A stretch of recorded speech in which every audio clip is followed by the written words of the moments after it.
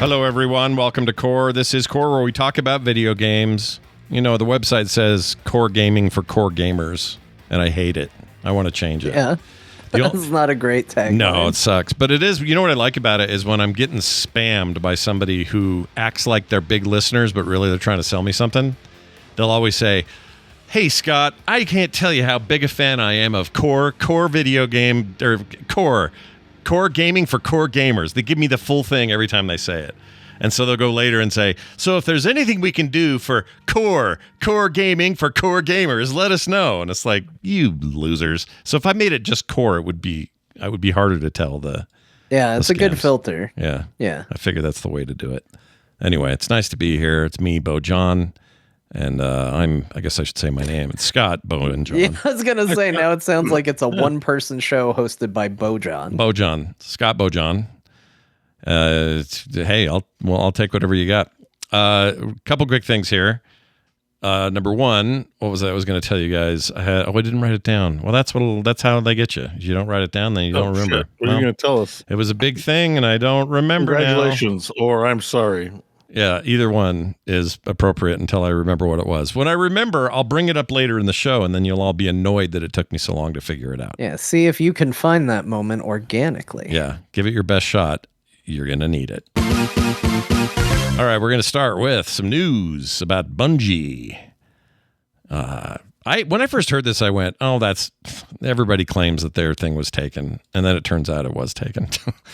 Like, really, and they admitted it. And they straight up admitted it. So Bungie admits to stealing an independent artist's work for Marathon, says it was the fault of a former employee and their own oversight over such things.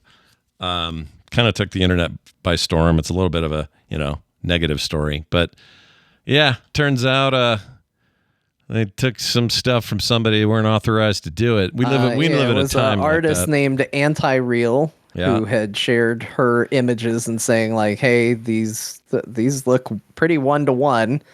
And Bungie went through and verified that a bunch of her work wound up on a decal sheet that was getting used. And worth noting, this is not the first time Bungie has been caught stealing people's work. What was the last time or the other time? Do you know? I don't, which is not why this is not on here, but it has been. So I know Pirate Software was one of the people covering this, and he posted his list of like, "Hey, look at this." I know one was for a Nerf gun. Where an artist said like, "Hey, they took my concept version of this Nerf gun and they took it one-to-one. You can literally see places. It's the exact same places where I put scratch marks and scuffs and things like that, and they match one-to-one with where I put these on my own." So that was another one. So it seems like there's a history. I see it already in the chat room. I've certainly heard it. There is a level of convenience to former employee. I don't necessarily, a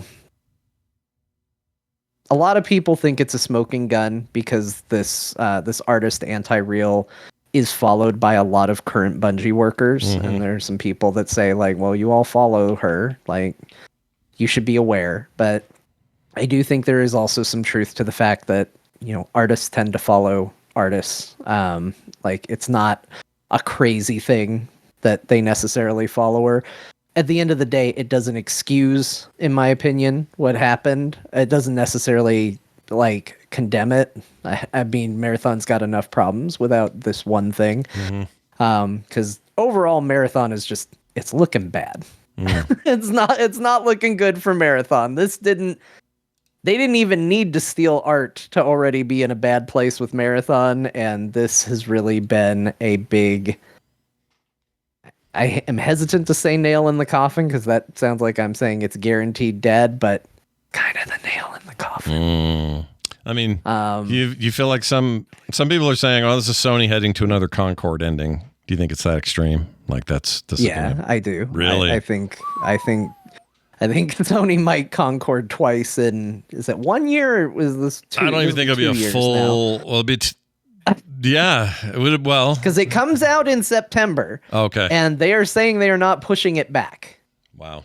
Because apparently they already had to push it back. But I don't know if you guys watched, they did a conference about the game. Like, it was supposed to be showing off results of their alpha test and stuff like that. I watched it live, and it was a hard watch for technical reasons, for awkward reasons. They shouldn't, they call it an extraction shooter, but I don't think that means how do we get John to extract himself from... I've never felt more awkward watching something in my life. It was so bad. It was so rough to watch. Because they had a ton of technical issues, and they showed no gameplay, because this all came on the back of the revelation and them admitting to stealing the art. And they are afraid right now to show any gameplay of the game because they haven't gone through and thoroughly scrubbed the game for stolen assets. Oh my gosh, dude. So you just had 2 developers on screen, but more were talking. So there were periods of time where it was just 2 developers sitting quietly while an unmiked other developer was talking in the background. And it was awful. It was not the fun kind of like jank that you would expect from a game that's trying to sell a bunch of copies. And I think that's the problem, is I think Marathon, put aside the theft of art, which is really bad, but Marathon was already hitting kind of a niche market. This, like, we're going after Tarkov, and that's what we want to be. Sure. But we're not going to be as hardcore, so we're not going to appeal to Tarkov players, but we're still hardcore, so we're not going to appeal to casual players. Like, that was already going to be a rough needle to thread. But it's also like they're making comments. There've been, rumors of what's coming out internally that this game needs to succeed for Bungie. And we've talked about on this show that, like, you can make a game for any size audience, as long as you don't make a AAA game that sells to a niche audience. And you have to be able to support the audience that you expect to get. And I don't know who this game's for. And that's where you get into the Concord 2 situation, is you've got... the people who like Tarkov don't want to play Marathon. The people who don't like Tarkov don't want to play Marathon. And they're selling it at a premium price on the grounds of, hey, we're Bungie, which is a name that is meaning less and less these days because Destiny has burned a lot of goodwill. There's that lawsuit that they're going through for stealing the story, which, for the record, I have looked at some of the details for that. I don't believe they stole the person's story.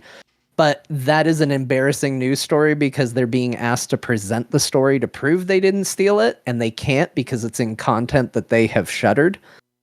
And they're like, well, we can't show it. We got rid of it. We vaulted it. It's literally not there anymore. Yeah. That's what they claim. Anyway. And that's not good. That's not a good look for them. So vaulted just means they put it on a 25 terabyte external hard drive. That's right. Don't forget. They don't know where it is. Yeah. So it all looks really bad for Bungie. And when the thing you have going for your game is it's a Bungie game, like, they're in a bad spot. That is carrying a lot of weight here, isn't it? That is the thing they're counting on. Because what else do they have? Like, you've made an extremely good point about the Tarkov comparison and what that audience is. And this seeming like it doesn't even understand that. Now, if their goal is to say, well, they don't know it yet, but a broader audience is ready for Marathon, and some of these ideas are going to be great there. Like, I know I can hear in the meetings all these positive pitches, but most of it pivots on everyone likes Bungie, right? They made Halo. They made this. Destiny at its height was Bungie. It's Bungie, one of those hallowed, devs or whatever. And the more this stuff comes out and the closer we get to it, I'm nervous for him. I don't want him to go through another one of these. That was not good, the Concord mess. So I am not hoping for this. I'm not pulling for this. I don't want them to suck. I also know how stuff can go at companies, and shit happens sometimes, and sometimes stuff like this art thing comes up. It's just couldn't be worse timing on top of a game that's got already a bunch of questions around it. Like, it's going to be a rough fall for them, probably. Well, it's tricky because the thing we've heard as people have kind of dug into this is that, I know IGN, I think it was, might have run the headline. I don't have it in front of me, so if that's not 100% correct, I apologize. But they said that there was some internal messaging that the chasing Tarkov and extraction shooters as a gameplay style was the result of sort of this higher up good old boy mentality that the company has. That's the quote you keep seeing. And the thing that's unfortunate is that, like you said, you don't want it to happen. I kind of do. I kind of do want this to fail. But the problem with wanting it to fail is that the people that deserve to be impacted by this aren't the ones that get impacted, right? Yeah. Like the people that are going to get fired and lose their jobs and, have to struggle to find their footing again aren't the people that made the decisions that ultimately doomed the game, by and large, right? Yeah. I hope it fails because I want them to stop making these bullshit decisions. I want good games to get made, not bad ones. And the more products like this fail, we aren't going to have to deal with Concord 3. Yeah. Right? Like, that's what I mean when I say I want it to fail. The shitty thing is this good old boy mentality that created the game that we're hearing about. Those aren't going to be the people that suffer if this game fails. Yeah. They're going to go on and do something else somewhere else, probably. Yeah, I would like to see the talented people on the ground not be the targets of when this fails, but they will be. That's how it'll be. It won't be the founders of Bungie. And I can promise you that. Also, whoever it is, whether it's former employee or, not, whoever did this for stealing the art, like, what a, just be blunt, fucking shameful thing to do. Mm-hmm. Because this impacts so many people in your company. And, like, one person is going to have, and I don't think Marathon isn't going to fail because of the art theft. It doesn't help, certainly, but it's not the reason it's going to fail. But at the end of the day, like, look at what you're doing to so many people because you're faking your way into your position. Yeah. Like, that's the thing that's so distressing, is like, there's got to be a lot of people on that team that aren't happy and are depressed because one person didn't want to do their job. Yeah, and the guy's not, whoever that was, is not there anymore. So they can't even can't even lean in on that guy. According to Bungie, he's not there anymore. Yeah. Beau, let's hear a Beau bomb. What do we got here? What do you think? I got bombs. John said it all. I mean, I paid very little attention to the story other than having a good laugh when I looked up memes. Because like Arc Raiders is coming out, so they're calling the game Art Raiders. Oh man, this is another extraction shooter, right? Yeah. So yeah. I mean, do you think is there a path back for Bungie? I find it. Well, I will say this one thing is, like, my reaction to the aesthetic was like, it looked like they were inspired by a box of highlighters, and to find out that they copied someone's inspiration about being inspired by a box of highlighters is, I don't know, it's truly something else. Well, for the record, it's UI element stuff, but it's not. I don't colors necessarily. I don't have a love for Bungie. Like, for me, like, it's not that I hate them or anything, but like, Halo was just a game. It wasn't formative for me in any meaningful way. Destiny is okay, but I know they do good shooter stuff, but like, I just don't have that. A lot of people have that, like, oh, Bungie, like, so cool, and I just so ambivalent to it. Did you ever play Myth back in the day? Marathon, like, the whole idea, like, they're bringing back Marathon. I'm just like, what? And I think most people, honestly, are like, what? That game's old. I mean, I'm sure some people might have played the original and are stoked. Okay, like, I'm sure the number is not zero, but like, just the fact that Arc Raiders is also coming out, and like, Arc Raiders, I saw Arc Raiders, and I was like, what is this? I don't know what this is. And then it's like, well, it's an extraction shooter, kind of like Tarkov. And then I was like, well, I don't know about extraction shooters. And then I found out the guys making the finals is making Arc Raiders, and I'm like, oh, I'll play Arc Raiders. Yeah, I love they've impressed me so much with the finals that I'm willing to try the genre. And the thing is, their aesthetic for Arc Raiders is like their aesthetic for finals. Like, it's like slapping EDM, and like, the graphics look cool, and it helps that top streamers are kind of like, I love this game. Shroud's playing the shit out of it. That it makes Marathon look like the Fisher Price version of an extraction shooter, where if I go to the kids aisle in Walmart, I'll find Marathon. Like, there's just a lot not going for this game anyways on top of all of this. Yeah. I'm pretty sure it's going to be, Oh, and plus I thought you want to use tweeted something like this. You want to use One of yous. Hey, one of yous guys did it. One of yous guys tweeted this. What was it? One of yous tweeted this. I think so, or retweeted. Somebody did. Probably Scott, because I don't tweet. Well, I'm not on. You mean like a blue? I don't go on Twitter, so he just means like social. I mean blue sky. What do you? One of you social media. Whatever Sky. You blew this. Hold on, that website's about to blow up. Yeah. Now that's what we're calling it. You post your blows on Blue Sky. Yeah. I did a blowy on there, yeah, and yeah, you post your blowies on there. What did I don't remember. Was it marathon related somehow? Yeah, it was somebody's like, in order for Bungie to consider Sony to consider Bungie a success, it's got to be like top 5 game sales in the US or something like that. Right, I remember this now vaguely. And it's like, yeah, it's not No. Yeah.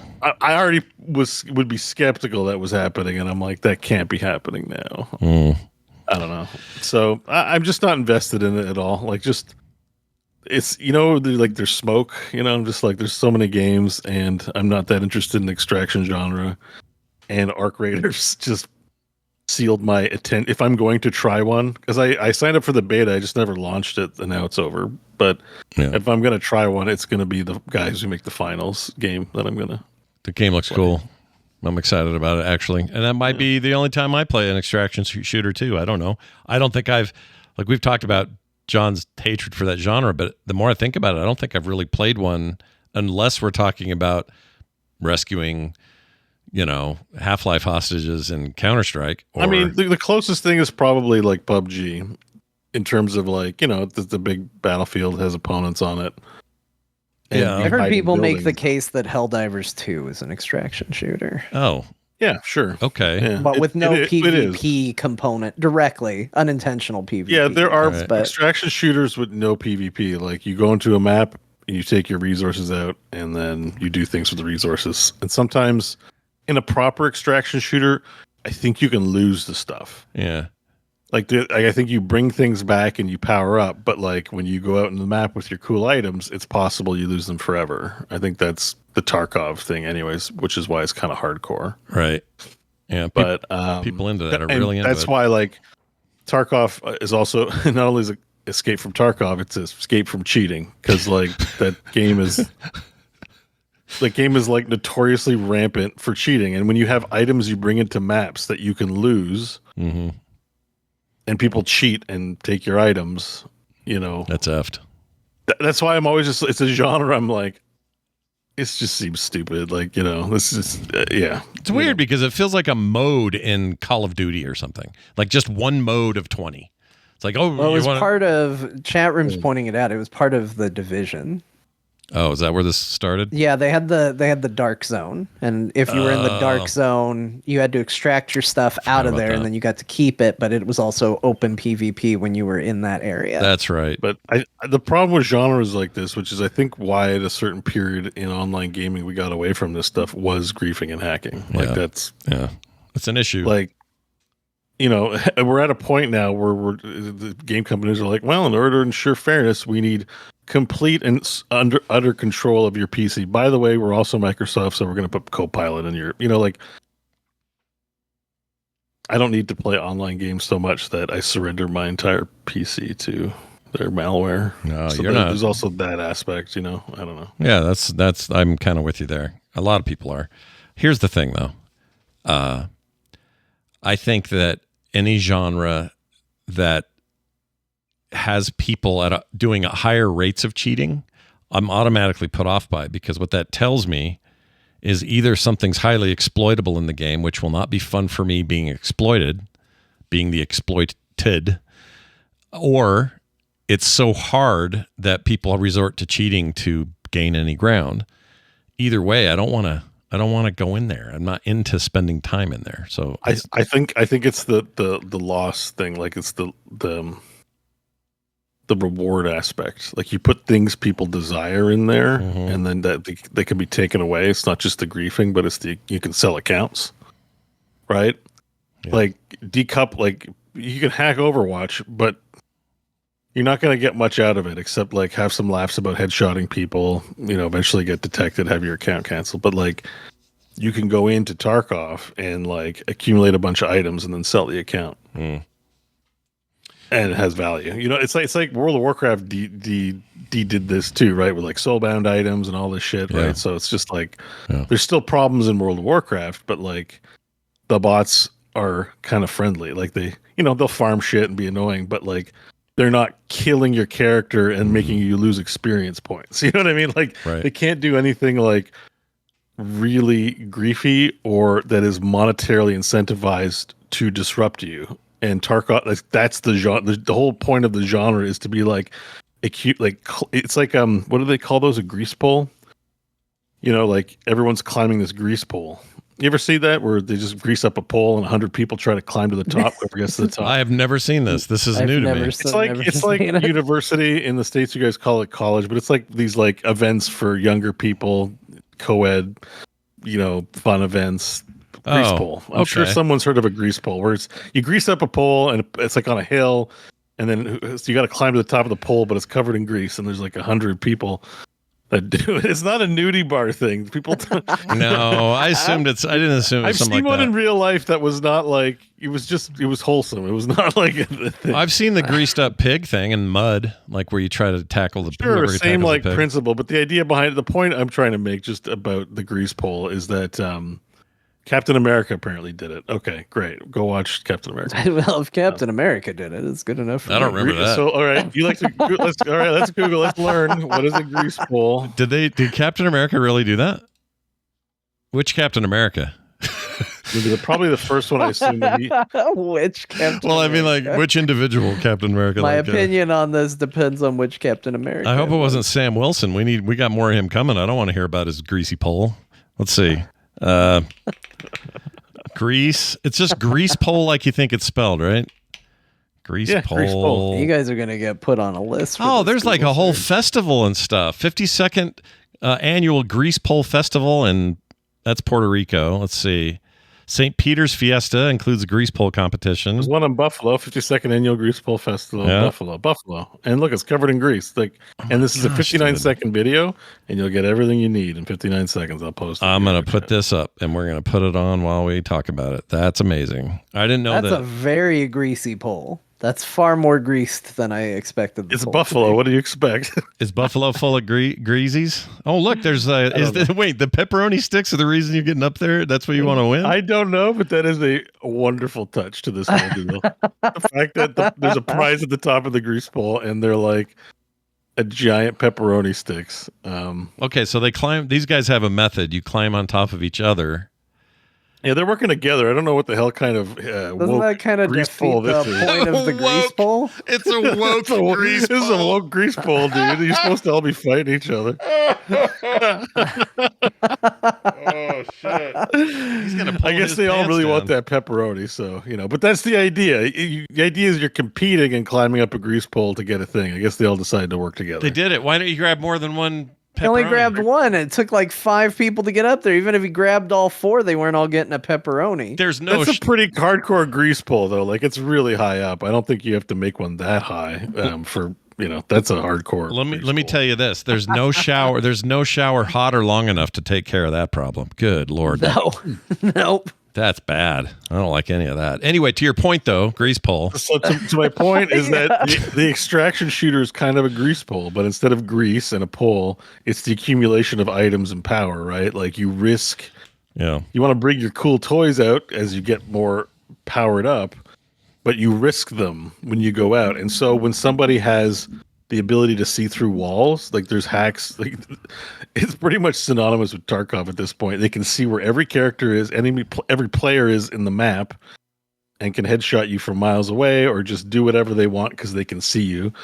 I think they can even there's local those games have like local VoIP, right? So yeah, or proximity VoIP, so they can do things with that as well, where they can like talk to you, I think, from range or something like that. I don't know how that helps them, but the point is they can cheat. And in a game where you're basically, it's like a gambling game where you're gambling your good rewards, every time you take them out, and someone can just cheat the game, and that and people, it's just like, how do you? The game developers don't want to regulate it like it's gambling, so they're not going to give you your money back. Like you're just screwed. So there's pretty big controversy with this game, like a year ago or so, like because of how rampant the cheating was in Tarkov, and it's like the people who do these cheats like have no life. Like they have all the time in the world to break your game. That's like what they like doing more than playing. Like there's people that just enjoy the puzzle of ruining the thing you make, and selling it for money. And it's rampant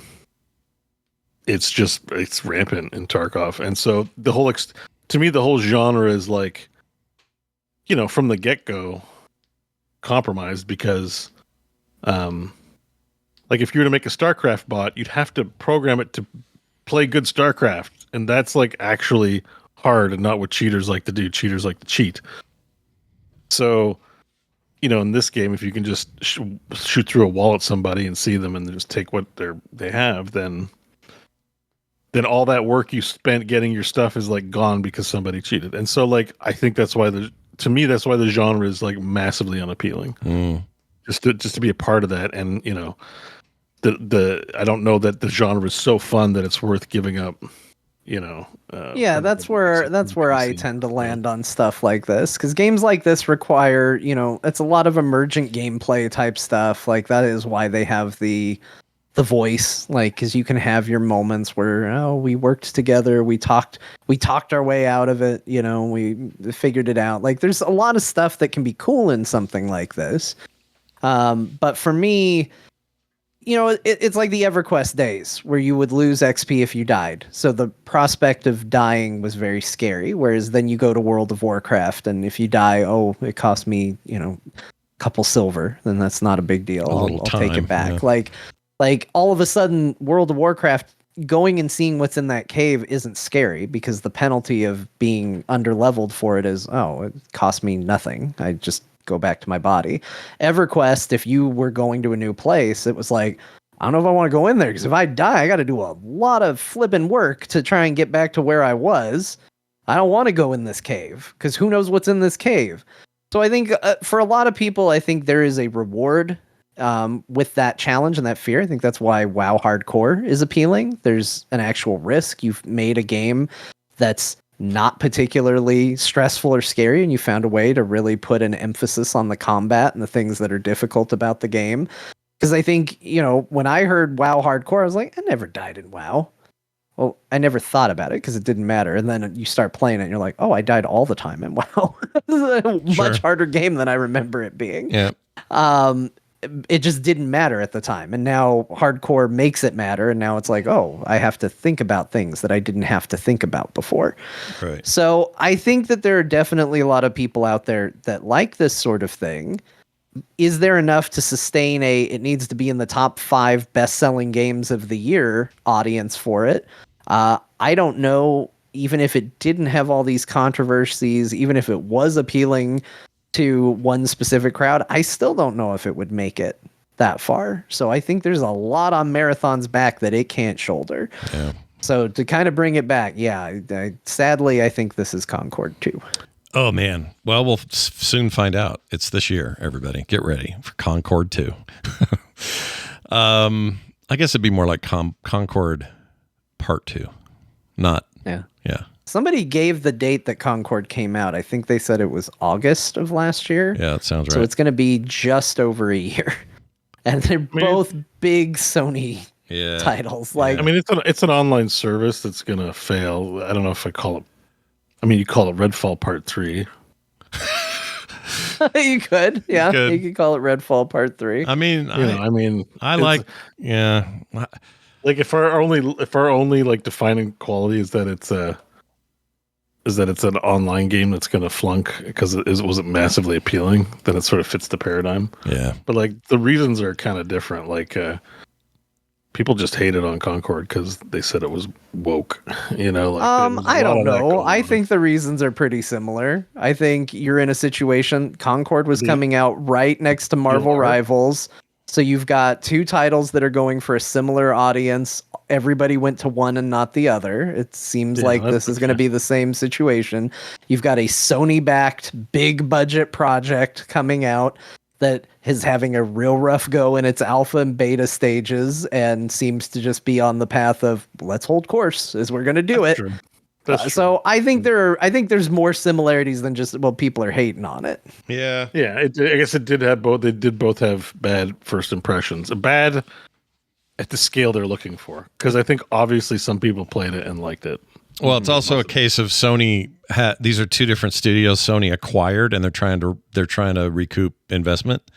In the case of Bungie, that's like a massive, high-profile acquisition that has not paid any dividends yet, and this is their first chance to do that. Really? When do you think? When do you think at the PlayStation meeting they go, I think the problem's us? I don't know, maybe that ever comes up in the conversation at the PlayStation office? Probably not. If I had to guess, no. It's happened to us twice. What's going on? It couldn't be us. If somebody suggested that, someone quickly shot them down with, what if we charged more for our video games like everybody else? Yeah, that's where that meeting went. And there was no free pizza that day. It was not good. Somebody went, shut up, Jerry. What if we charged $80 or $90 for our video games? Nintendo's doing it. Yeah. Microsoft's doing it. Yeah. We could do it too. And for the record, I think a lot of these same bad meetings happen everywhere at the top level. Oh, yeah. This is not a Sony I actually problem. pointed it out today that as of right now, as far as I can remember, Sony is the last bastion of not jumping on the $80 plus for our mainstream titles. Even Microsoft is doing it, and that's coming from Phil Spencer, who publicly said he didn't think raising the price of video games was a good idea. I guess suddenly old Phil changed his mind on that. I think Satya Nadella pulled him aside in the break room and said, Phil, listen. You're out of here unless you raise all these prices. Yeah, so Sony hasn't done it yet, but I'm guaranteed you don't pull two Concords and not join the party with your increased game pricing. So happy to eat. By the way, September comes. I will happily eat Crow if that thing reviews well. People love it. It gets big pickup. No problem with that. I'm kind of with you. I just don't see it. I feel like we're in for it. Let's move on to Randy Pitchford. It's always a fun visit. Randy. He said, we're going to see Uncle Randy. He said in a social media post that if you're a real fan, you'll pay $80 for Borderlands 4. That's how he likes to say it. Someone told me it was Shanna fan in our Discord says, this has context. It's a longer tweet, and now that I've read the longer tweet, it makes more sense. It actually made it worse to me. The length of that tweet was worse. He just kept going. He was digging a hole with the first sentence, and then he dug more holes with more sentences. It wasn't good. But basically, if you're a real fan, you'll make it happen, is what he said. And then he went into some story about, when I was a kid, my parents didn't give me nothing, so what did I do? I went out there, bootstrap, and I made it work. So can you. Like, it was just kind of this asshole thing. He also started it with, it's not our fault, or it's not my call. We didn't, I don't have anything to do with this, which, I don't know. I question that. Whether it's true or not, that doesn't mean you need to go this route. Yeah. Like, it might be true, and if it's true, maybe say, not my call, but I think the game's worth $80. Yeah. The chief There's a quote has no influence over the price. Yeah. Anyway, who famously, I just show up here and do magic tricks. You think I made this game? Exactly, and famously bought themselves back so that they had full control over all their IPs and publishing. It's not like they're still beholden to some big overlord. So when he says it's not my call, whose call is it, Randy Pitchford? Is it your USB stick you left at the restaurant, or what? Who gets to say? He's like, I don't know. Says here's his. I don't know. Yeah. It's not my call. Somebody told me I needed to charge. I mean, we're learning that all these CEOs just like sit around and play Diablo 4 all day and don't actually do any work. Like, it's becoming more and more evident. Yeah, that's the role of a CEO. Is like, so yeah. Yeah, but let the millions. They're basically the coach that says, "Shoot the puck harder, put the puck in the net." Yeah. What have we been training for? But shoot the puck. Shoot the puck. It's like, wow, great coaching, dude. Cool. Nobody knew that. I love that this is a stab at the NHL at the exact same time that we're doing this. It's just all coaches. I just always like, because you never hear what any of the coaches are yelling. So I like to think they're just yelling the worst, the most incompetent advice ever, because every team has to have a coach, and they're just like, I always get the feeling they're all just as good at their job as the next guy. It's that if you're with the Yankees, you are going to get more funding, better trades, you have more money, so you're going to end up winning more, and you're going to get credit because you're the coach, but really didn't do that much different than, say, the guy who's the coach of the Browns. Sports different is all league. Freak of nature. It's that Moneyball thing. They're like, what are stats? And yeah, I mean, that's been sports for a long time now. That movie's great. Love that movie. Yeah, movie is pretty good. Actually. Here's his actual quote, because somebody called him out. This other user, game player, says, "Hey Randy, this game better not be $80. Don't take that risk. A lot of us gamers aren't going to pay that and feed this notion of constant increase of the price tag. You are the CEO." I mean, he didn't have to respond to this guy. No, he didn't have to say anything to this guy, which makes it worse. Like, this is how everyone. Nobody, upon hearing increase to a price of games, is like, that's awesome. Yeah, I have less money. Again, like, awesome. Here's how he replied. He says, A, not my call. B, if you're a real fan, you'll find a way to make this happen. And then the part Shanafan thought made it better, I'll now read. My local, there's no offense, Shanafan, I just think it's funny.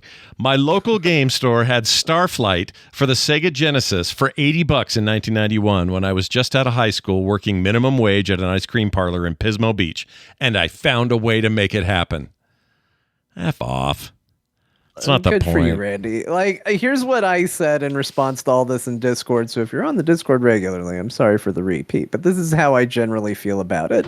So it kind of goes back. Do you guys remember when Ken Kutaragi said, when everybody was blowing up about how much the PlayStation 3 was going to cost?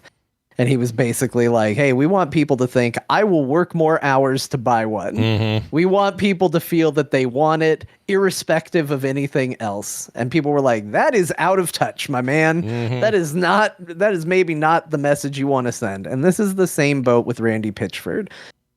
I have no problem with companies charging what they think is appropriate for it. I think, like, again, I'm going to complain about it. That's my right as the consumer, is to complain about it.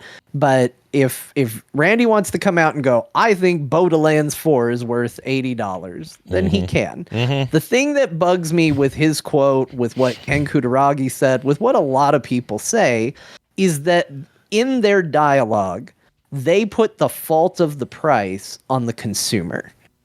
Like, it's not $80 and that's a lot of money because we need to make more as a business. It's $80 because you don't work enough. Mm-hmm. You don't work hard enough. You don't work enough. You're not a big enough fan of the series. Like, this is always the way the rhetoric kind of spins, is that it's your fault as the consumer. You guys did this. Mm-hmm. So if you cared more and if you worked harder and you worked more, then you would be able to support us the way we need to be supported. And that's where I take an issue with it, because I will tell you, if games in general go up $10, I don't think paychecks collectively for the general populace of the world have gone up to make that $10 seem trivial. Nope. But if it seemed trivial, you'd hear a lot less people arguing. People still argue. If that's the rhetoric for consumers, it's also probably the rhetoric for employees. Like, employees don't. Workers complain about their rights. They don't know how good they have it. Yeah. I mean, shit, people have been saying that to me all my life. Double shit and went to school, had to walk an hour back from school, and I did farm chores all night. You don't know how good you have it, you lazy bum.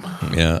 Yeah. He also kind of... It's like more of that. There's a constant grouping of people that just want to tell you suck because you don't work hard enough. Yeah. Those people. It's always been this way. I just don't know why we don't learn from it. It's the part of Scott says, rules for thee, not for me. Yeah. So check this out. He's also kind of a liar, because I looked it up, did a little math, did a little science, a little digging. And Starflight, this game on Sega Genesis, which I'm actually not familiar with, but the game itself launched in the United States October 7th, 1991, and had a retail price of, wait for it, $69.95. Now, he's not making the point about inflation in his thing. He's just saying he paid $80 for it. No, he didn't. He paid $70. He paid $10 less, which is all anyone here is asking for, is the old Isn't that price. like 30 years ago? So also it's like $2,000 by today's terms. Well, that's my point. Like he's not doing any of that. He's just being a poo-poo. Also, I love this quote. This is a comment in the thread. Real fans know that being so out of touch and clearly anti-consumer means that we all should ride the 7 Cs to get Borderlands 4. That or just wait a year, as the game will likely flop and be on sale for $15 on the Steam summer sale. And he's right. Good. He's 100% right. So I don't know if you guys saw this, but maybe the more unhinged Randy Pitchford did later come back out, because Devolver Digital, never shy to capitalize a little bit on social upheaval, promoted their own game that they're publishing, and it said you're going to be able to buy Mycopunk, which I hadn't heard of. So this, congratulations, Devolver, you're continuing to kill it, because I hadn't heard of this game till this tweet happened. Yeah. You will be able to buy Mycopunk for you and 3 of your friends for the price of 1 copy of Borderlands 4. That was their tweet, and Randy Pitchford somehow thought that the best way to respond to this, when he had stepped in it, was to say, Mycopunk is cheaper than a point of meth. Probably has fewer side effects too. Oh my gosh, dude. All right, Randy Pitchford. Randy Pitchford is an expert on not being able to set the price for his own products. Master of magic, master of leaving porn on discs, and knows how much meth costs. Mm-hmm. What the hell is a point of meth? I don't know. Ask Randy, because let me tell you, he's an expert. You go to your dealer and be like, I'll have 16 points of meth, please. I watched a lot of Breaking Bad. I don't remember points at all. Yeah, I know. I don't remember anyone using the nomenclature of points. I have an old high school friend who used meth, and I don't think he ever said anything about points. I don't know what a point is. Maybe that's a new thing.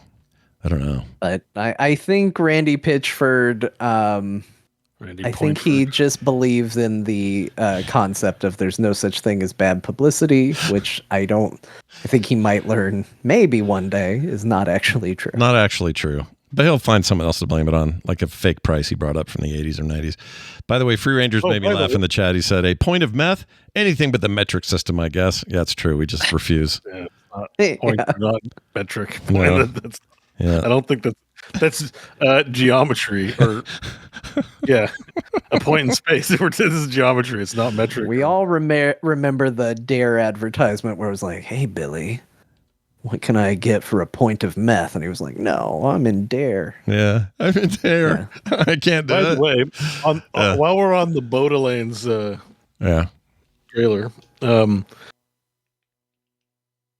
I saw the movie. Oh no! Oh shit! I did. I'm sorry. You've been burying a headline the whole show so far. Why? Yeah, why? Well, because we were working on. My mom was bleaching my hair a little bit to lighten it, and when she was working on it, I just put on something on TV, and I was like, Borderlands, so I'm not concentrating all that much. Just seems like something to put in front of my eyeballs while this is happening. Yeah. Yeah, and it wasn't great. Was it good? Well, it was like. It's just one of those. Here's it's Jumanji. Here's 4 celebrity actors and some green screen. Enjoy. Because Cate Blanchett is kind of all right in the movie. She's always good. Well, I would expect her to. Yeah, she's great. It's not the best role. It's not the best script, but it was there's Kate. This is cool. I'm okay. But it's.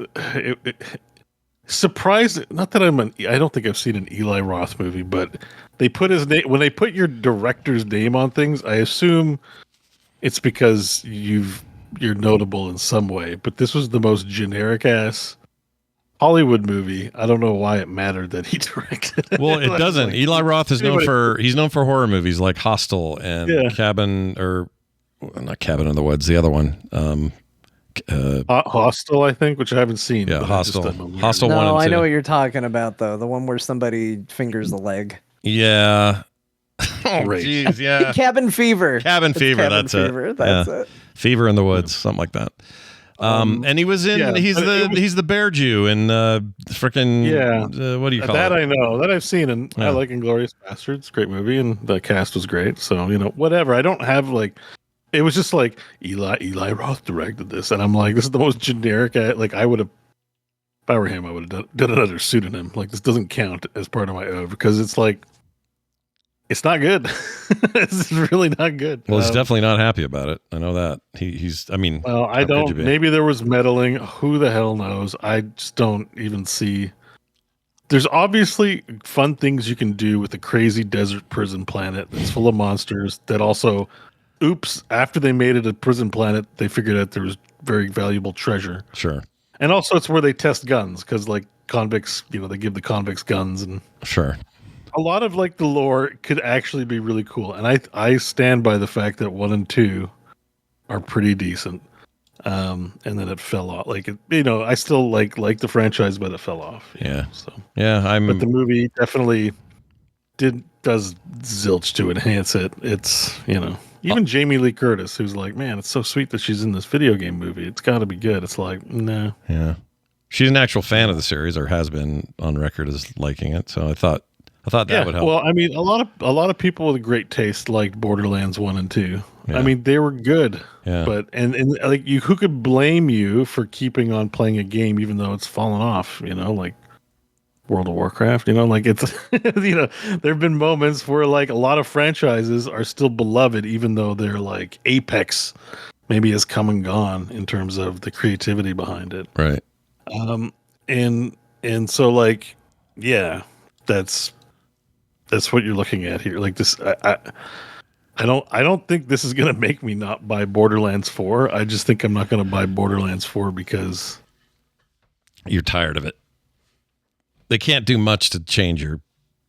Honestly, they haven't really been that impressive, especially after playing Doom again. I'm like, I like the idea of playing with 4 other people and having a looter shooter. It's kind of the first of its kind. It kind of said it was the first to be like first person shooter, looter shooter. Awesome idea. And it just somehow hasn't gotten better. Yeah. Like Tiny Tina and Borderlands 3, just because they got off the desert planet, Borderlands. The worlds feel so empty, like not lived in. You know how like Cyberpunk feels lived in? So we're going to the Coruscant of Borderlands, and it like just feels. Oh, it's the best thing about that game. One of my favorite things about Cyberpunk is just I feel like I am in a giant place that is full of scum and villainy, and every turn has got somebody doing some weird dark shit. Feels lived in. Yeah, I love that. And they decided like, oh, we don't need to do that with Borderlands. It's fine if we just put some rectangles and you shoot things inside the rectangle with minimal effort. Yeah. And people won't notice because we got crazy NPCs that go, take a shit.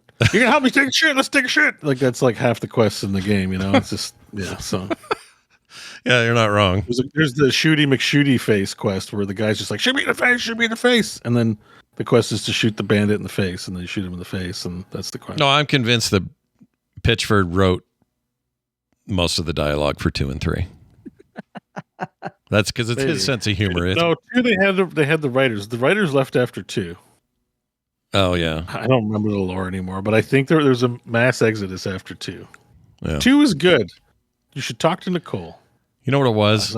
It's because Pitchford said, "Hey writers, there aren't enough shit jokes in this 3rd game," and they all said, "I'm done. I'm out of here." And remember, there's the pre-sequel in there too, which the pre-sequel, Crofton got it for me as a gift. Pre-sequel's awesome. Borderlands. So here you go. Yeah, I liked it. And it just.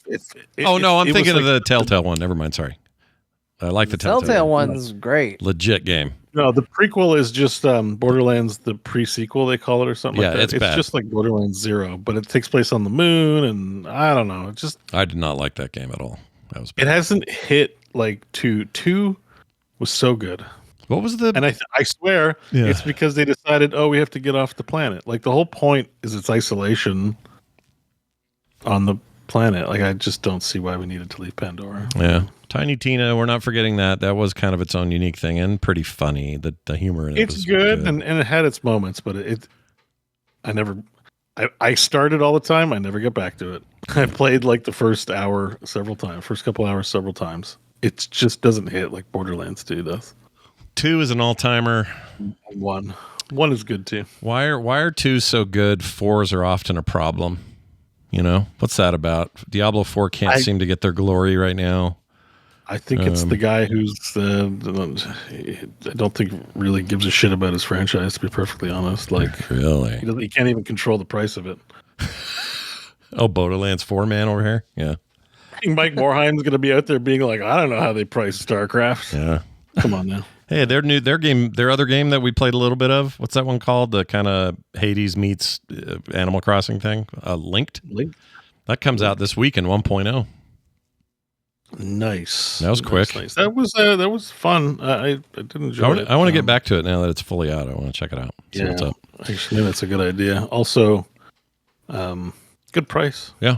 It's $22. Like, it's not. Yeah, I like a good price. It's not $80. It's not $80. You'll find a way to play Linked. Yeah. I got 3 games today for like less than 44 total, and they're all pretty big, deliveries today. So take that Borderlands Lord Randy Pitchford and go pitch it somewhere else there, buddy. We're mad at it for this, but like Grand Theft Auto is going to be $150. It's probably going to be a lot more. And here's the thing, and maybe they justify it because they generally don't put out garbage, and they end up being the game of a decade. And they maybe have some room to make the argument, but I don't think Pitchford does. He doesn't have the room for it. Yeah, that's what I mean. I mean, if people just genuinely love this game, what do gamers say? Take my money. Yeah. They don't quibble over a $10 price increase when they're hot for your property. The reason why people are dragging them is because Borderlands is kind of slop. Well, he's an easy target, if I'm honest. He gets so much shit for being. Yeah, and he doesn't do much to engender goodwill. No. Yes, absolutely. Yeah. He's the courtesan of the weirdos of the internet. Yep. So he's good at that. Let's talk about this story in Fortnite. This cracked me up. You thought you were playing with Darth Vader and it seemed cool, but if you were playing with Darth Vader AI, it started swearing at people. John, you played this. So I did. Now, us. to be fair, he didn't just randomly just start cursing at people. People were manipulating him to try to get him to curse. Like they do with LLMs and AIs. That's the whole idea. Yeah, I get it. And they were successful, which probably looks bad if you're Disney and letting people play with your AI Darth Vader. But I didn't think I was going to get it. So the way you get to interact with AI Darth Vader is you have to land at the section of the map where Darth Vader is. Then you have to beat him in a fight, and then he joins you. And he basically, says like, "Oh, you've proven yourself worthy of our cause. I will aid you." And then he fights with you. And if you have a microphone hooked up, which I did not, so I didn't get to talk to him much. I just got what he decided to offer me, what AI Darth Vader felt like telling me, which was entertaining because I was running around as Megatron. That's my skin typically in Fortnite is Megatron. Yeah. And so as soon as he joins me, he's like, "Megatron, we will join our powers together and we will conquer this map." And I just kept referring to me as Megatron. And I was like, this is kind of wild hearing Darth Vader say Megatron this many times in a row. But he did. Like, I'd open a chest and he'd be like, "Megatron, was there something interesting in that chest?" And this is James Earl Jones's voice. This is the licensed voice, isn't it? Yeah, so that's the thing. They are being sued because of this by SAG-AFTRA, I believe, is suing them because of the things that he said. Yeah. But James Earl Jones' estate did sign over the rights for him to be used as an AI voice for Darth Vader. That is something that exists. They have given their blessing. But isn't it like there's stipulations for what you'll let him do? It's not like they were saying, "Hey, we'd like James Earl Jones in the next Darth Vader porn parody to go start cursing at everybody." Yeah. No, I think there are restrictions, which is probably where the lawsuit comes into play. I don't know, but yeah, I got to run around with Darth Vader. I wish I had been hooked up in a way where I could talk to him, see what he did. Yeah. But honestly, when I'm playing Fortnite, talking to Darth Vader is the last thing that I'm trying to do while I play. But I won't lie, there was something entertaining about hearing his commentary of like, I was sniping people and he's just sitting back because he's got a lightsaber. That's what he fights with. So I'm like, I snipe someone from across the map and he goes, "That was an excellent shot." And it's like, thanks, Vader. You're helping so much back there. Just standing there with your stupid lightsaber. So at some point, though, do you get into skirmishes up close where he'll whip it out and go? or what? Yeah. Oh, yeah. Okay. And he does like a big force jump and lands next to him, and he goes after him. Pretty. Okay. You know, he puts in some work, but not if you're halfway across the map. Then he just comments on your shooting. He's like, "You're quite the marksman." He'll say. All these agent models, LLMs, all this stuff, they're all not hackable, but they're all you can do this to them. All of them. They're just mimics, and you're just tricking them. So the fact that Epic didn't, I don't know. Maybe they did. Anticipate this. Maybe they did. Surely no one will curse at our Darth Vader. Yeah, I don't know. I mean, there's lots of, if you guys are like, man, I really want to see some of this, there's a ton of YouTube videos. I just went and looked. Yeah. I think as soon as people realized there was gold to be mined, it got mined. There's a lot of clips. Yep. A whole lot of clips. Also, some good news today. If you're a Warhammer fan, big giant Warhammer business dropped today. Including a whole bunch of new games, some remakes I didn't know were coming. That's all part of the Skulls showcase thing they do every year. And let's go through some of these. Some of these are interesting. One of them. I mean, the very first one on the list, I'm pretty excited for. So I haven't played Rogue Trader, but I've been told it's very good. I have it, although I don't think I bought the version that came with all its DLC and expansions and stuff. And apparently I should, because apparently some of that stuff's good. I really like Rogue Trader, but this is that same team, right? Same. Yeah. People. So the same people are making a new game called Warhammer 40K Dark Heresy, where you're going to play as an Inquisition acolyte. And I think there is some real potential for some crazy cool stuff there, because the Inquisition in Warhammer 40K is crazy. Yeah. They're basically like, it's our job to root out heresy, and it really doesn't matter. We're gonna find what we want to find. Mm-hmm. It's basically the way they do things. I don't remember what the saying is, but it's like, basically the mentality is we see what we want to see. Yeah. This is one of those games where Rogue Trader in particular, I would have argued that before Baldur's Gate 3, this would have felt like the new high watermark for these CRPGs. Then Baldur's Gate 3 happened, and it was impossible to stand up next to that.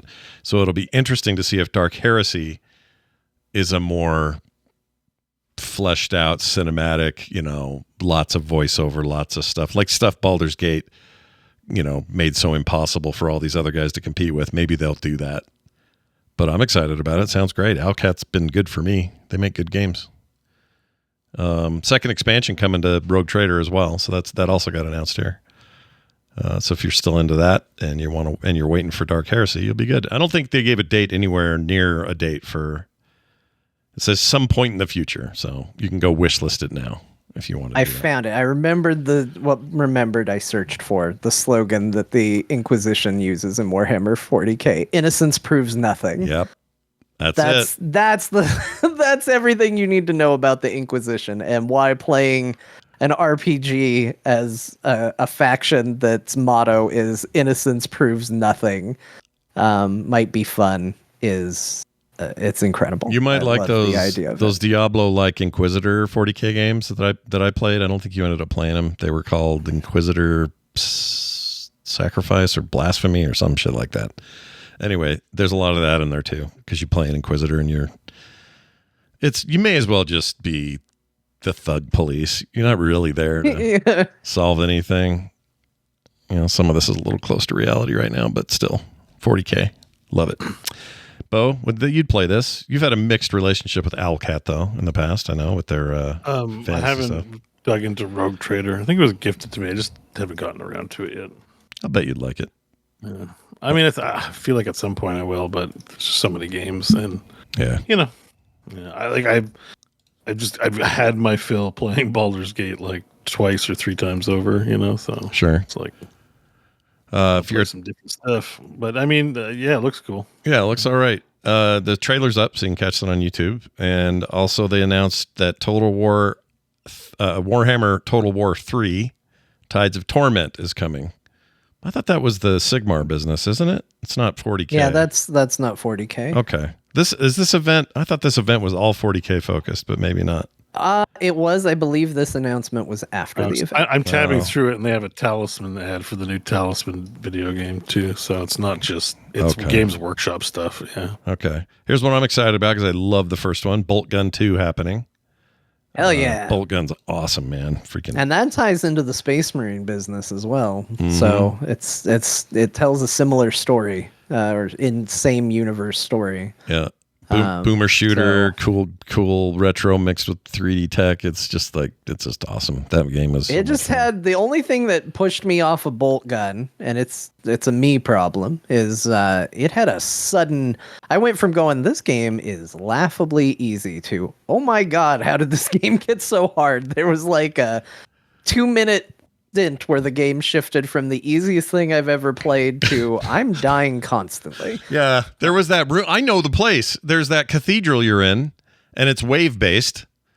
Yeah. Oh my lord, that was hard. I had to turn on the cheaty thing to get past it. I had to cheat to get through it. I couldn't do it. And it's been like totally easy up to that point. It's like, why do they even put health in this game? Yeah. Who's it for? And then all of a sudden the game's just like, well, now we're gonna kill you repeatedly for a little while. It's yeah. I wouldn't call it a difficulty bump. I would call it a difficulty lurch. It was just like, like, oh shit, what game am I even playing? And I bounced for a while because of that, and then cheated to get through it. But it's good. It's still a great game. Darktide, Beau, you like Darktide?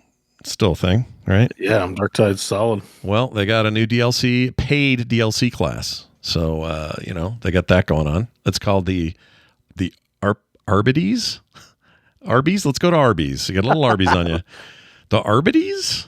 I assume that's how you say Arbides. it. But it's a new dude. Oh, no, I'm sorry. Arbides. Sorry, it says, okay, available on the thing. Okay, this force of justice can command a cyber mastiff alongside some crowd control abilities. So some kind of hunter-like class deal.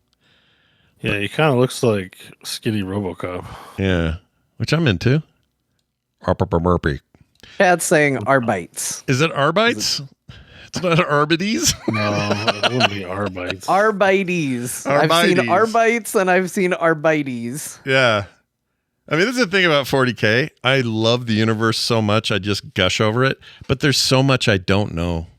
Like, because I haven't read all the books, certainly. I don't know much about the tabletop game, other than, enough of it. Chat says it's basically Judge Dredd. So that's cool. Yeah, it's giving me like half Judge Dredd, half RoboCop. And I guess you have a dog as well. Yeah, the Mastiff. Look at that thing. He's cool. Yeah. So yeah. You get the Arbides. I wonder what weapons he'll have. Arbides. They got 5 for 5 going on down at Arbides. And the horsey sauce and all that. It's good stuff. What else? Shot pistol. Oh, so he's gonna have a pistol, huh? I'm skipping over this mobile game because I don't care. But Mechanicus 2 is happening. Mechanicus people shouldn't sleep on Mechanicus. Mechanicus is a very cool turn-based RPG that's a lot like XCOM and very awesome. Hell yeah. Yeah, that second one should do well for fans of that, I would assume. It introduces the League of Votann. Again, this is a race or a faction I am unaware of because I don't know what that is, but I loved that first game. So more of that. Here was the big surprise, or one of them. Warhammer 40K Dawn of War remastered. Like, hell yeah. The whole thing, just one big old strategy party. And I loved these games.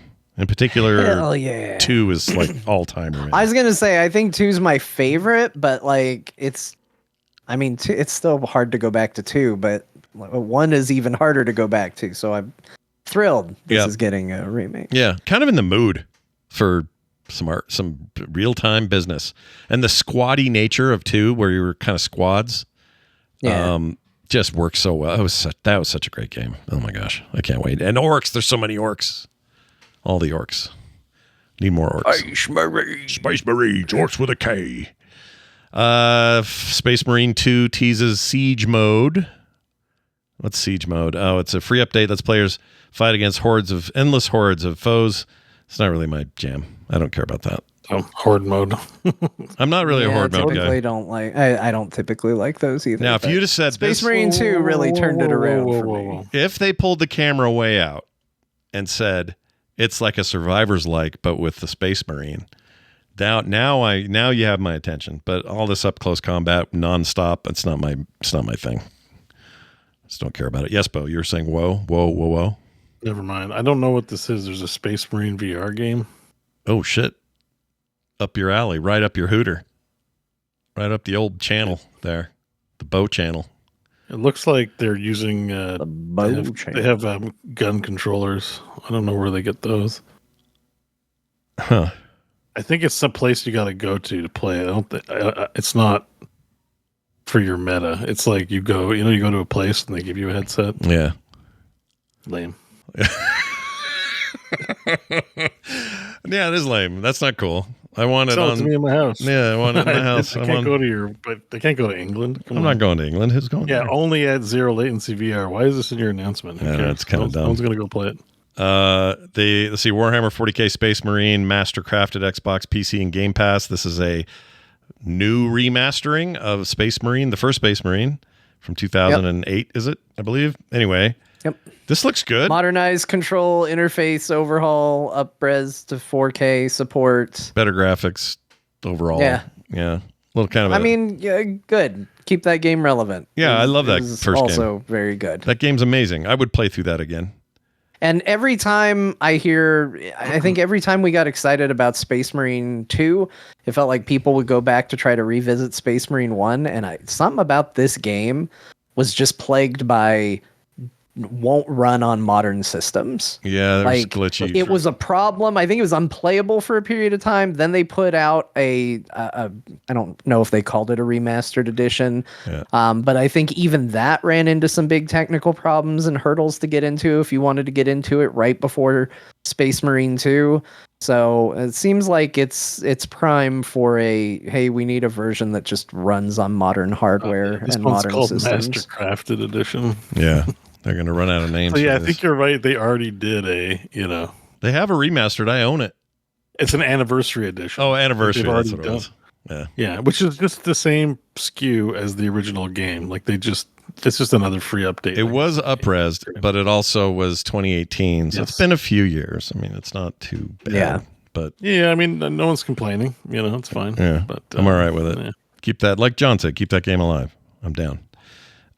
There's one thing they're not showing here because it wasn't a video game, but they showed a trailer for some upcoming big lore happening in just Warhammer 40K in general. And I wish I could find that. I think it's in our core group on Discord, but it's basically a little CG treatment of upcoming stuff in the overarching lore of 40K. And that kind of thing, you just don't want to give me that stuff because that's all I'm going to obsess on. And I don't even know what's going on. I don't care. I just want more entertainment that is 40K laced. Put it in my veins. Shove it up my butt. Wherever you need to put it. I'm here. And I have a very... Scott's open to 40K, any orifice. I've got a very exit-only policy normally back there. But for 40K content... It's enter only. Enter only. Let's go. Stores open. Veins, enter butt, enter urethra, enter mouth, all nostrils, all my belly button, all my orify, the whole thing, the whole caboodle. All right, what else we got here? Sorry, I'm all over the place. I think the next story I owe an apology to audio listeners on. This is very visual. Oh, this is very visual. Yeah, you kind of have to see this one. So if you are a podcast listener only, look this one up. Because in order to understand the context of this, you do kind of have to see it.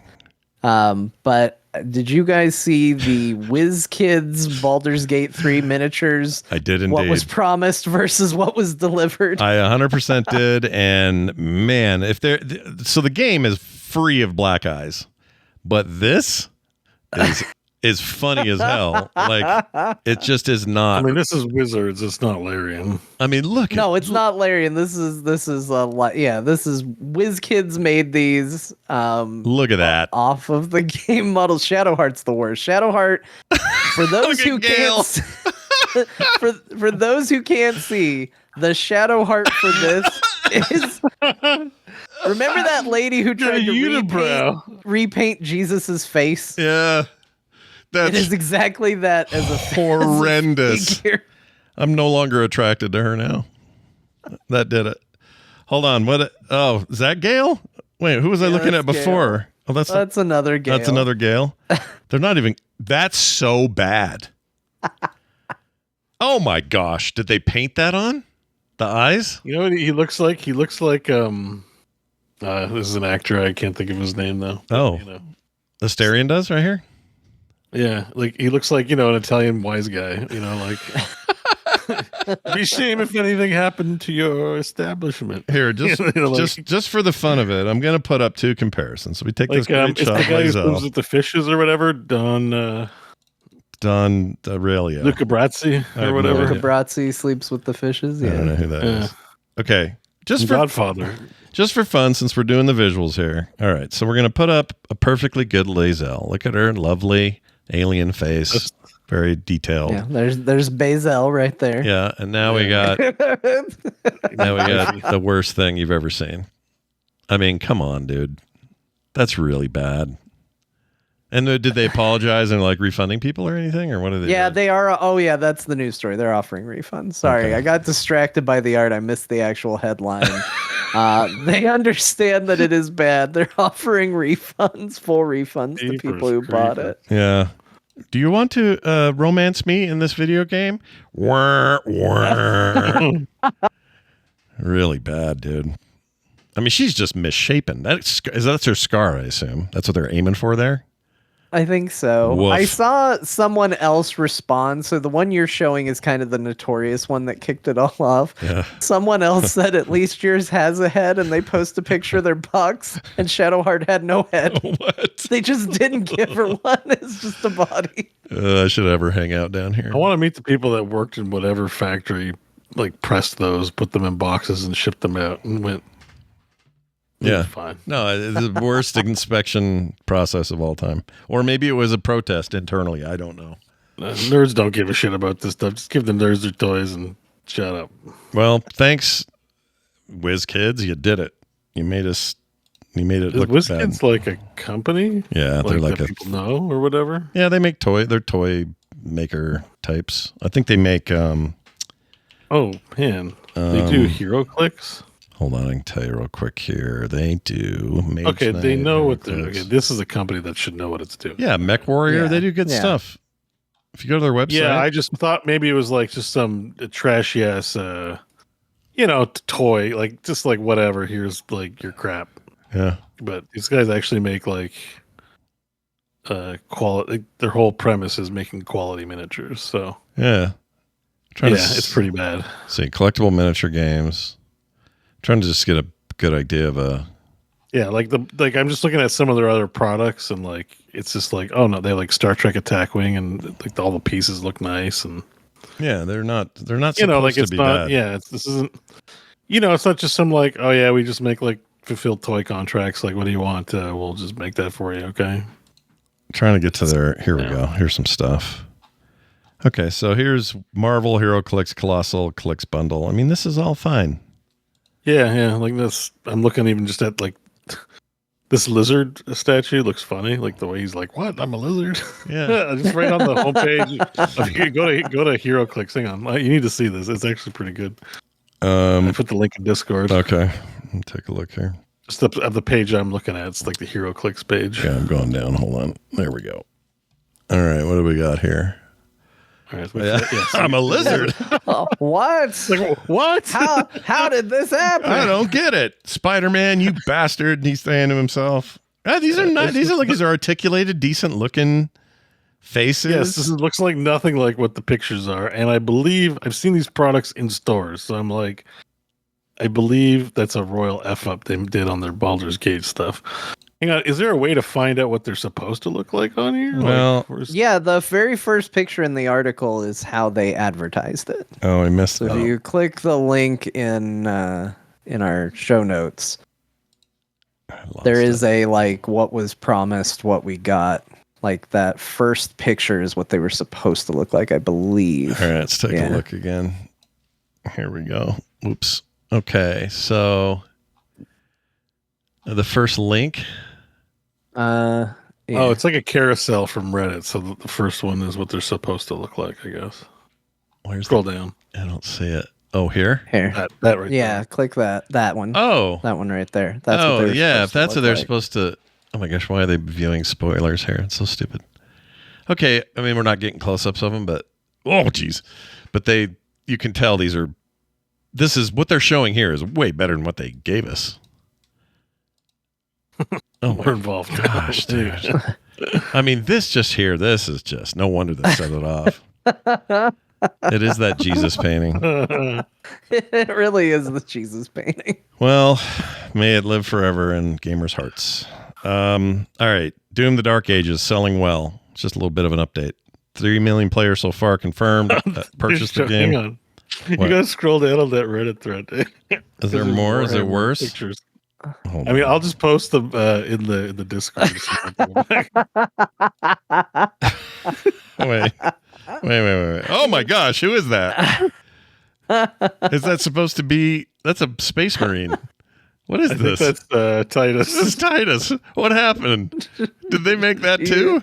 Do you love me, brother? Do you love me, brother? I don't know. It was just in the comments. I didn't know. Oh, somebody did put the Jesus picture in here, so I wasn't the only one to make that connection. I am going down the Reddit thread now. That's another good one. Another "Do you love me, brother?" What is going on, man? Be strong, Clarence. Be strong for the Emperor. These are great. All right. Well, keep mining gold while I tell you that Doom sold well. It sold really well. 3 million people plus all the Game Pass players and all that other stuff. Oh, 3 million? Yeah, That's good. It's really good. Yeah, it's the fastest, biggest launch of in ID software history. Id Software history. Sorry. Jeez. Yeah, it's doing quite well for them. So it seems like maybe you're going to get another Doom game. Probably, yeah. Here's the Prince Vagina. Oh no, we're gonna get another Doom the Dark Ages though.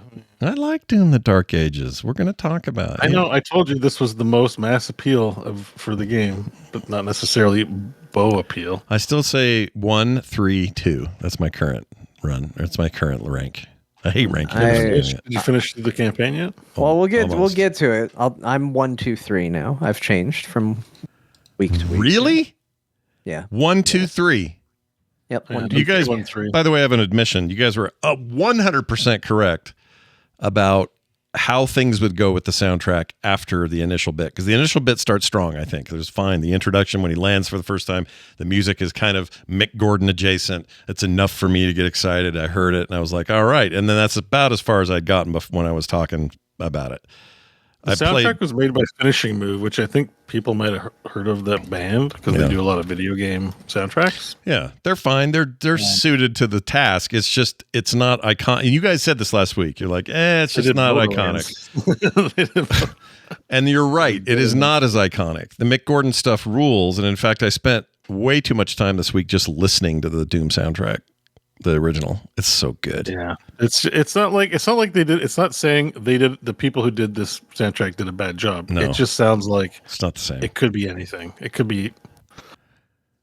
It's not the same. It's not the same. Special spice that Mick Gordon puts into the whatever he did, and it didn't have to be Mick Gordon. They could have gotten Jasper Kind or Kidd. Jasper Kidd, I believe. Yeah. I know there's a KYD in the last name. Just can't remember if there's an N in there. Yeah. But they could have gotten him. They, his music's iconic in Dark Tide. Sure. They could have gotten was it Brendan Korb who does Hades? And that he's would have. good. I'm sure he would have. Like there are just certain people that like are real standards. I mean, they could have gotten Dustin Browder. We all know and love Dustin Browder. He makes great fucking music. Does he? So like there are people who just. I didn't know Browder made music. Oh, sorry. I'm mixing my names up. He did StarCraft too. You mean Not Dustin. Just he came to Nerdtacular like 4 times. I know. I'm like I should know this. I feel I'm embarrassed. What's wrong? I'm embarrassed. I invited him. What's his name? Browder StarCraft. Russell Broward. Broward. Russell Broward. Oh my God, that was a long train wreck, you That guys. hurt. I know. That actually Why hurt. didn't you help? I didn't know what you guys guys were talking about? You were saying Dustin. He was watching us I burn. met Russell Brower at Dirtacular, the Dirtacular I went to. I didn't know which Dustin you were talking about, and then it turns out the answer was no Dustin. That's what threw me. There's no Dustin. There's Dustin Browder and there's Russell Brower. Yeah, two different dudes. But you're right. You're right. He's up. But I mix those names up. Those are two names that I'm very familiar with. That when the synapses cross in the wrong way, as you can see, I just get all fucked up. It's easy to do. Those two are very interchangeable, and they both worked at Blizzard. Makes it even harder. There's plenty of amazing composers I can rip off the head that you would give them the Doom assignment, and I mean, Mick's probably the right one for the job out of all of them, but they've all written. They all have an ear for just stuff that's really gonna stand out as iconic, as making something definitive for the franchise. There's just something a little different about the way they do the music. And had Mick done it, had Mick stayed, and there wasn't this falling out and everything, I think that it would have elevated the third one. Maybe not massively, because I still think gameplay and stuff's real good, but I think it does make a difference. I guess I'm a little surprised at as much difference as it does actually make. There's a lot of little things, stuff I didn't mention last week. Not that we need to get into games we played or whatever, but I will say this: you pick up toys in this one, right? Yeah. Well, one of the fun parts about Doom Eternal is when you're on your castle, you can go to your room and see all of your collected weapons, and you can see all these little books and Easter eggs, and you can see all the toys you picked up on a shelf. It's just a menu in this one. Yeah. They're just like some stuff I get, they dropped the multiplayer, but why did they drop the player hub, the minimal player hub, just to see your collection? They could have given him something. Yeah. They could have given him something like a little room in the castle. Why did they drop interesting, fun skins? Why did they drop cool retro style levels? Why did they drop all the heart and soul that Eternal had that I didn't appreciate back in the day? They put skins in the game, and there's arguably no reason for them, because at least Eternal had online mode, so that's online is where you have this shit. It's now there's absolutely zero reason to have cosmetics.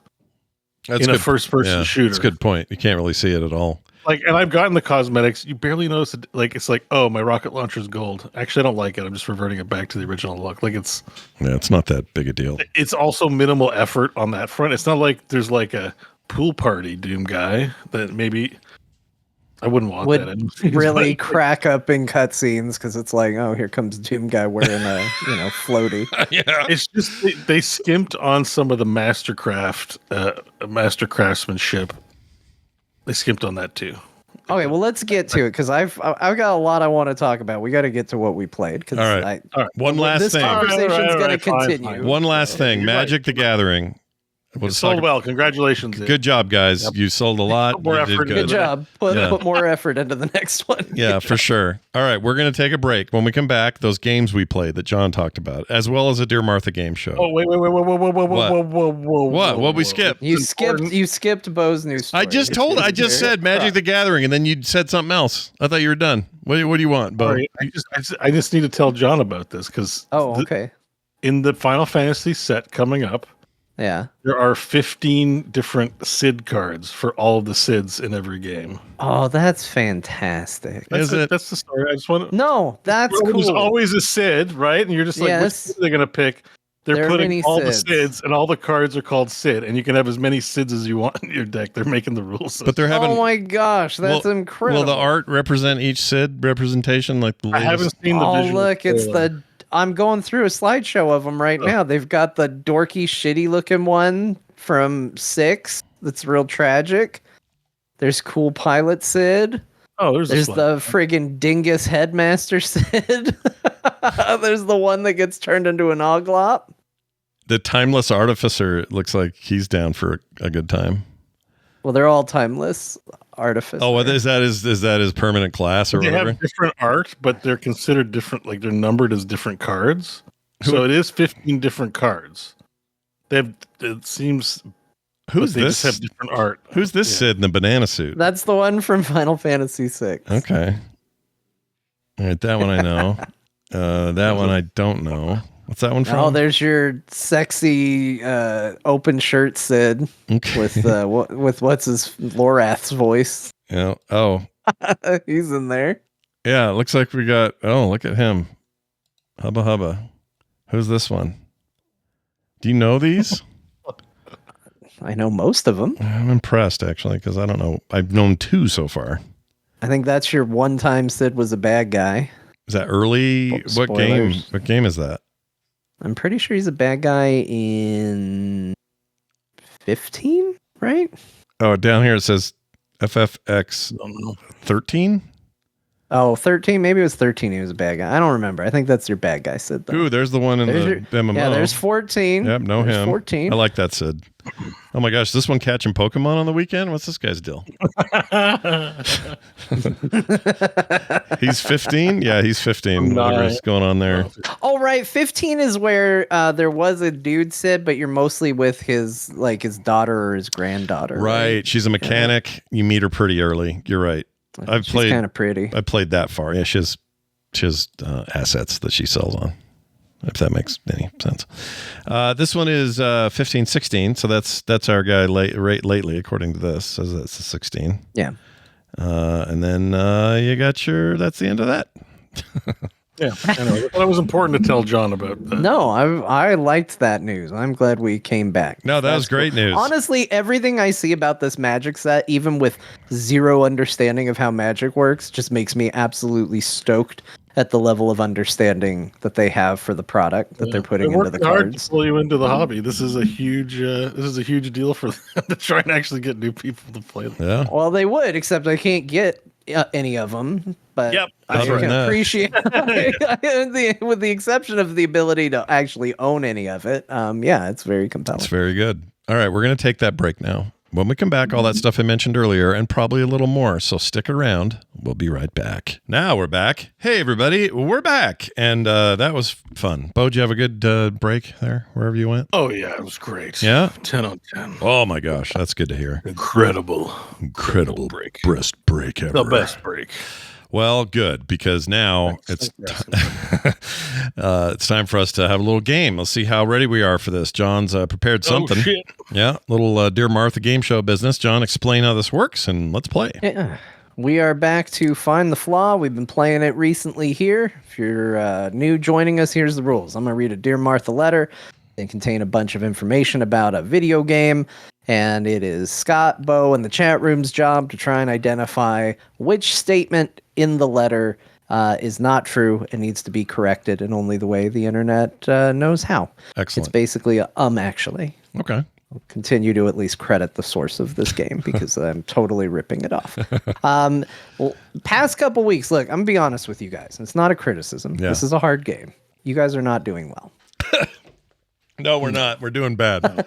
The chat room's doing good.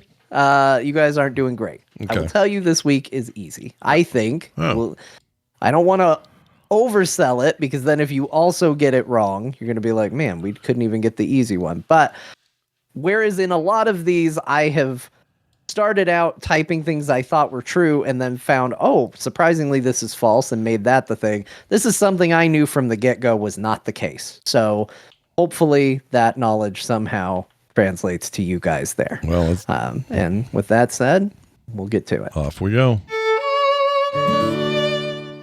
My dearest Martha, today I want to talk to you about the 1990s NES classic Punch-Out! Now, I hear you already frantically writing back, Martha, but no, that is not a mistake in my letter on the very first line. I am aware that the game we are all thinking of, originally released in 1987, that Punch-Out! Was the name of the arcade game, while the home NES release was titled Mike Tyson's Punch-Out! Here in the US. I am speaking of the re-release of that game that came out in the US August of 1990, which dropped the Mike Tyson name from the game title. This change has been reflected in every subsequent official re-release of the game since. While the game still contained a final dream match with Tyson, the roster included some very memorable characters, including Glass Joe, Piston Honda, Soda Popinski, Macho Man, Mr. Sandman, and King Hippo, who became so iconic to the series, he actually was featured in the cartoon Captain N the Game Master as one of Mother Brain's henchmen. All the while you play as a boxing up-and-comer named Little Mac. It's yet another NES game I loved watching as a kid, loved playing as I got a little older, and like many games of that era, never beat. Yours in this life and the next, Don Flamingo 88. I think I know what it is. Okay, so I'm ringing in. I'm pasting the letter, but Scott's got an early ding. I'm going to ring in. Jill! I don't think... Macho Man is not a... He's a wrestler. He's not in there. He's not a character. Macho Man is a wrestler and a character in Punch-Out. Ah, shit, really? Yep. Oh, I'm gonna feel dumb today. I'm gonna... Yeah? I'll ring in and say, is it Soda Popinski? Nope. Soda Popinski is absolutely in there as well. Okay. Is the Macho Man in the game Randy Savage? Is it a... No. Okay. He's just called Macho Man and he flexes his pecs. It's... Okay. So it's disturbing and alluring all at the same time. Piston Honda. No, the rest of them I think are... Well, I know, like, Sandman... Wait, Mr. Sandman? King Hippo, I know. Glass Joe, obviously. Piston Honda, I'm iffy on. Soda Popinski is definitely in there. Mr. Sandman? I'm dinging in. Yeah, I get 3 dings, right? I'm dinging in. You could ding in as many times as you want. No, Mr. Sandman is a character in Punch-Out. Damn it. Okay, Little Mac is correct. Mike Tyson's not in the arcade. I'm ringing in. Is that a ding? You're dinging in. What's your answer? Mike Tyson was not in the arcade. He was added as well He was added at home. So I'm gonna give you, Beau. You have a pending point because you do know roughly what the flaw is. Scott, if you can give me exactly what the flaw is, you will beat Beau for the point. Oh, interesting.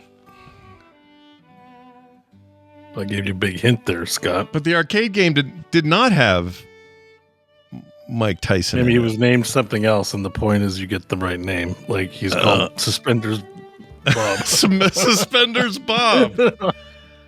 Okay, you got. Oh, I know this. I know this. I know this. Oh shit, Mr. Mr. Something, Mr. 4, Mr. Glass, Mr. Shot, 3, Mr. Punch, Mr. 2, 1. Ow! And What is it?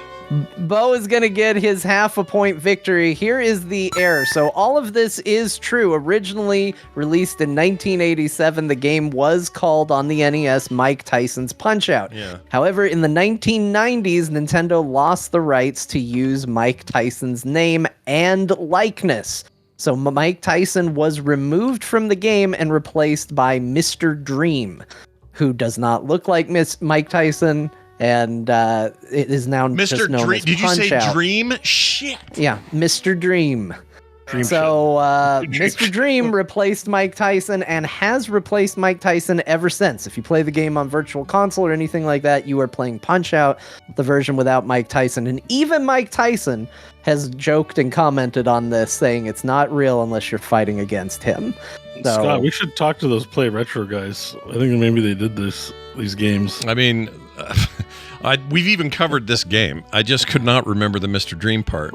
And the other thing is, I remembered it was a Mr. Something, but isn't he not even Mr. Dream? Is in the newer like SNES game or the Wii game or any of those, right? The actual sequel don't have him at all, right? I don't know that, but I do believe it's Mr. Dream has made other appearances. I think so. All right. Mike Tyson hasn't, so I would assume Mr. Dream. I also thought they pulled him out because of his controversies. Let's see what he appeared in. This is what he looks like now, by the way. That's Mr. Dream. You couldn't be less Mike Tyson. He's so not Mike Tyson, dude. Like, here's another one that's more in-game. That's the Super NES one. This is the NES redo. That's him right there. He looks like a Simpsons character, side character or something. Oh boy, or Futurama or something. That's very weird. All right, well, Mr. Dream, take that. Looks like that might be the only one he's in. Yeah, I don't think he's in the newer ones. Showing up in other places. Yeah, looks like Mr. Dream didn't rise. No, through the ranks of Punch-Out lore. I think Nintendo was like, all right, we're kind of done. We're wiping our feet of all Mike Tyson references of any kind. All right, well done, Beau, for your half point. Well done, me, for my terrible performance. I got a half point.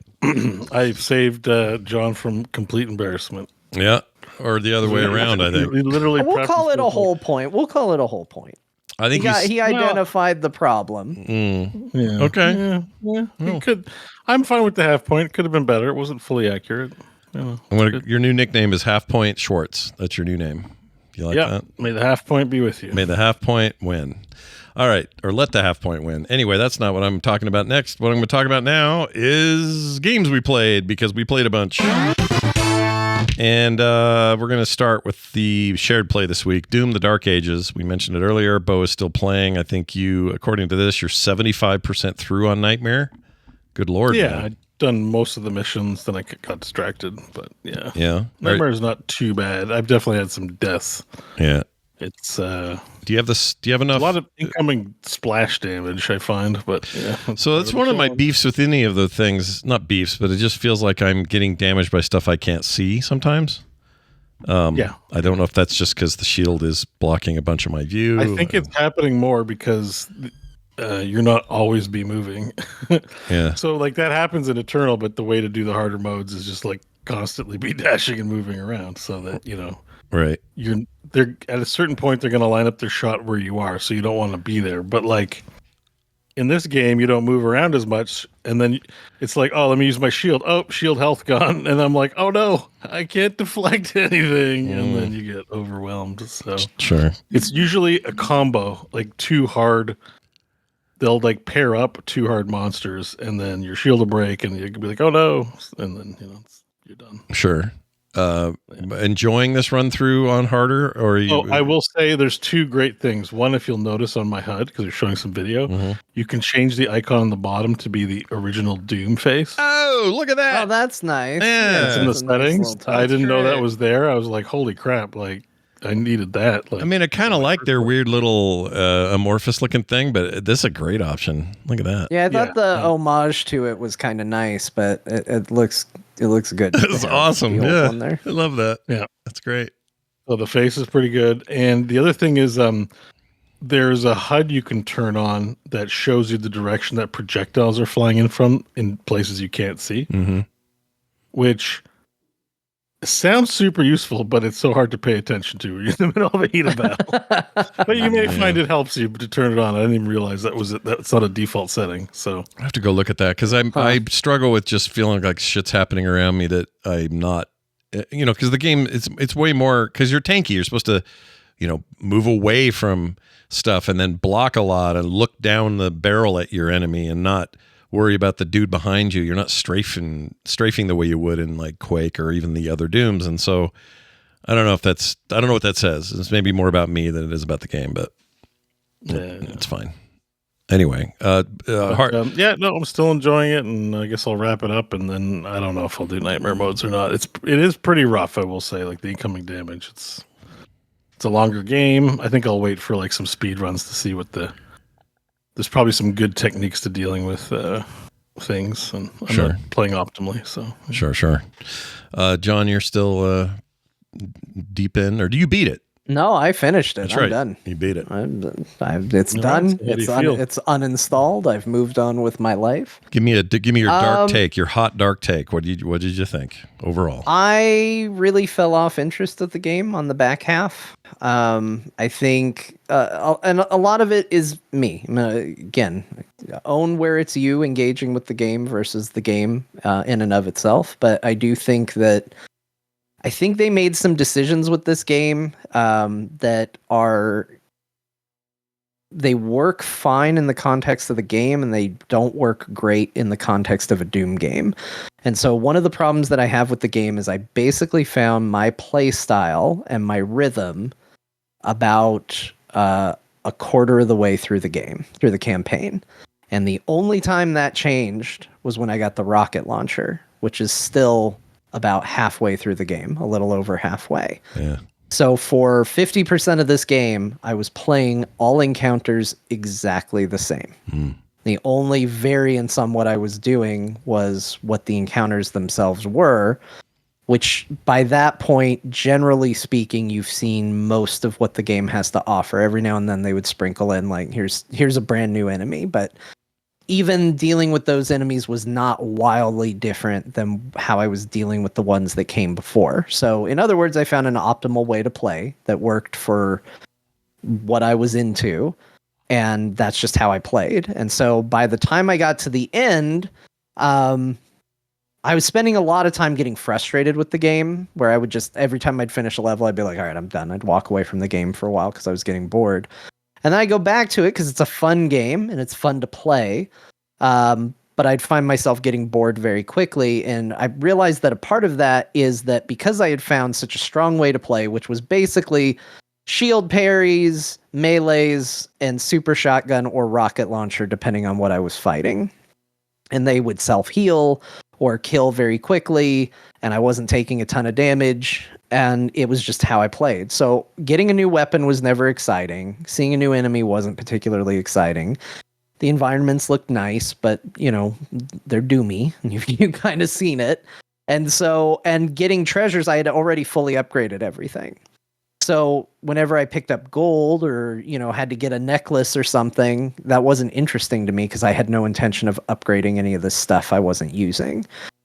I was like, oh, I'll sit on it because if I ever do need to change to a different gun, maybe I'll be able to fully upgrade whatever I decide to change to. So I'll just sit on it rather than arbitrarily upgrade other guns. And that day never came. So I realized in the latter half of the game, latter quarter of the game, really, to just stop exploring the levels and just mainline the game. And I started having more fun with it when I was doing that, because before I was like going through every twist and turn and checking out every corner of the stage, and I kept running into this, like, I'm just clomping around, I'm not really doing anything interesting, and I'm not enjoying it, and it's not giving me any benefit to do it. And so then I just started mainlining the story. Funny enough, this is probably the most I've cared about a Doom story. I still don't think it's great. Like, I still probably would have preferred a version of this where every time someone tries to tell the Doom guy lore, he just walks past and you just get right to the action. But this was probably the most I've understood, followed, and cared about the story in a Doom game. But it wasn't so much so that that's what was keeping me playing or anything like that. And so it just got a little repetitive and a little boring for me by the end. And so I said earlier in the show, like, I actually would put this below Doom Eternal. I agree with Beau. I think this is the weakest of the trilogy. And it drops below Eternal just because I think the shield is cool. I think the things they did with the gameplay are cool. But within the scope of the game that they've made, I don't think it works because I think it actively deters you from the things that make Doom cool. Which is, you know, getting a new gun should never be boring in Doom. And I never cared. Every time I got a new gun, I was like, eh.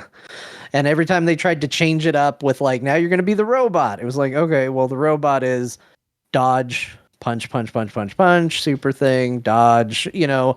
And every time you do the dragon, it's fly, dodge, shoot, shoot, shoot, shoot, shoot, dodge, shoot, shoot, shoot, shoot, shoot. The dragon thing is half-baked. I'll just say it. The dragon thing is not great. It's okay. I thought the things that were there to break up the monotony of the game felt more monotonous than the game, and I thought the game was getting a little monotonous. So by the time it was all said and done, I was very happy to be done with the game. I was very happy to have played the game. I think the game's good. But I just think that for my tastes, I needed a game that was probably going to either lean a little heavier into the sword melee style combat in a way where maybe it was less about the other guns and they built something up more around, because I actually thought the shield block powers felt a little underbaked, but they were cooler because I was actually using those, and I wish those had been maybe expanded and more interesting. Whereas, guns weren't particularly cool to me because I wasn't using those. But you look at a game like Doom Eternal or Doom 2016, guns are a huge deal in that game because that's what you have. That's what you use. It's everything. They built something so cool that circumvented that they kind of killed their own gameplay loop a little bit for me. But I can see somebody that's going through and upgrading all their weapons and flipping through things. That probably seems like a much cooler game to you. So I don't want to fault the game too much because I did it to myself. I could have chosen to switch my guns up and make it more interesting. I'm not the kind of person who does that. It takes too long to switch guns. When you're in the middle of combat, like I said, it does really feel like it takes forever to switch guns. Yeah. And there's perks shield stuff interrupts it. Yeah. Aren't there perks to make that faster, but they're not that there's not really not in this game. Not in this one? No. Okay. I thought I saw something in there. I just didn't put any points on it. Maybe not. There's shield. There's no Doom Eternal. I think even Doom 2016 just has perks for you, like not for a weapon. This game doesn't have those. Okay. It has shield runes, melee runes, weapon runes, but no an example of a rune in Doom Eternal is like when you hold down the right, or when you're in midair and you hold down the right button, you'll slow down time. You know? Like there's none of that in this. Right. You can slow down time with the Impaler only. But like you don't just get upgrades for your guy. So yeah, the weapon switching can be very tedious sometimes where you're like, I need to switch a weapon. It's like, oh my God, it's taking forever. Like it's just, yeah. Yeah, I get the idea that wouldn't. They're leaning into the more tanky nature of the character. I get why that's not a priority for them. It sounds like it may not land great for certain people, play styles anyway. Like I said, I think it's an accessibility thing. I think I think generally speaking, it's easier to hold up a shield and block stuff. Deflecting is so forgiving. This is not Sekiro at all, you know. So it's just. And it's fine, like it's fun, but it's just I don't know. I think they like leaned into it too much because like the timing, those little levels, like the dragon treat and the Atlas treats, like it's not like they made innovative gameplay for that. It's almost like a tutorial teaching you how to deflect. So if you're not good at that stuff, it will help you get better at it. But it just feels like filler. Really cool looking filler, but nothing. It's just not terribly exciting, especially on replay value. Sure. Like I'm playing through a Nightmare and I was like, okay, like it's literally just like pattern memorization. Okay, hit, press space, hit, press space, hit, press space. Like that's all you're doing. It's not very interesting at all. So. Well, my time in the game has been a little more positive, but I'm also not done yet. So maybe when I hit that final stretch, I will be like John and lose steam. It's good. It's fun. It's just not going to be replayable. Sure. I don't think the replayability's there. I was very done. Sorry, there was one other thing I forgot to mention. No, go ahead. I was very much done when I got to the end of it, and it made me appreciate, which I didn't appreciate at the time properly, I don't think, is that hub. We talked about it a little earlier in Doom Eternal, where you could explore. Like that was what was nice, is if you were kind of, you're buzzing because you've been running around, very fast-paced game. You're like, I need to unwind a little bit. They gave you that hub to walk around and explore and use your abilities and try things out. And there was a lot of cool things to unlock in Doom Eternal. Like I actually cared about skins in that game because it was like, oh my gosh, there's a retro-looking skin and there's this. This game, like most of the skins I got because of the version of the game I got. And the few that I unlocked, it's just recolors of like his default outfit. So at no point was I like, oh man, that's awesome. I want to do whatever it takes to get that, because they kind of teased you with that in Doom Eternal. Like you could see the retro Doom costume hanging up and it was like, how do I get that? What do I need to do to unlock it? Because I know it's there. And it felt more like a celebration of Doom while playing a new Doom game. This felt like just a new Doom game, and it was good. But there really wasn't a lot to compel you to be like, yeah, let me get in. And the armor looks cool, but at no point was I like, yeah, I gotta unlock some cool. It's got the Overwatch problem where all you're going to see is the tip of your gun anyway during gameplay. So it's more, got to collect them all mentality. I suppose that solves that because, you want to collect them all. Doom Eternal has these fun moments when you're replaying it with a weird skin where it shows the badass intro of clips of you getting your weapons and you look like a clown. Yeah. Yeah, that's true. You're just like, oh yeah, like, and it's kind of fun. Or like, they're like the enemies are just like, you stop being so bad, and you just look like a weirdo. Like it's actually kind of these funny moments because they include them in the cutscenes. Yeah, but it's just color reskins. Like there's nothing. Yeah, I noticed that too in the few I have. Okay, I'm gold, I'm white, I'm black, like I'm green. Like okay, cool. I guess I like this rusty, bloody one right here. You look like an ad for Xbox. Congratulations. Yeah. Oh, I laugh because it's true. It's not. I haven't really thought of it, but I do think that stuff, because that matters more and more in games, cosmetics and how we interact with our collectibles and stuff. It's a big deal, and the fact that they didn't lean into that this time is unfortunate. Because this is a lot of work, by the way, to do what they did here. These are nice skins. These are nice tweaks. I never see them unless I go into the menu, and a menu is boring. So I don't know. Yeah. I am having a pretty good time in there. I'm not. I don't know how far I am from the end, but I'm just, I don't know, more than half. And I am 22 missions. I am 22 total, right? Mission? I can't remember the what number. Was your last mission? I can't remember the number. No, just what would you do? What did I do? I think it was another dragon thing. I don't like did I mention that? I don't like the dragon sequences. I think I did. I don't like them. The funny thing is I didn't like playing on the dragon, but I like the stage. I like the setup of, you blew something up, now you're gonna go land on it and run through that as a stage and then take off on the dragon again. I thought that was a fun little loop. But then as soon as I'm on the dragon, I'm like, oh, right. Yeah, on the dragon, it doesn't feel great. I got to do this again. Totally agree. Combat. They want you to chase these Hell Riders who don't fight back or do anything. They're just there to guide noobs to where you're supposed to go. Like I think their whole point is to give you like a shiny thing to chase. And then you're like, oh, I'm near the next point I need to go to. Right. It's just like, you see the matrix on the game design there. It doesn't feel like there's organically these like enemies to fight. It feels like, hey, player, shoot at me while the enemy guides you to the next point with which you'll press landing. Yeah.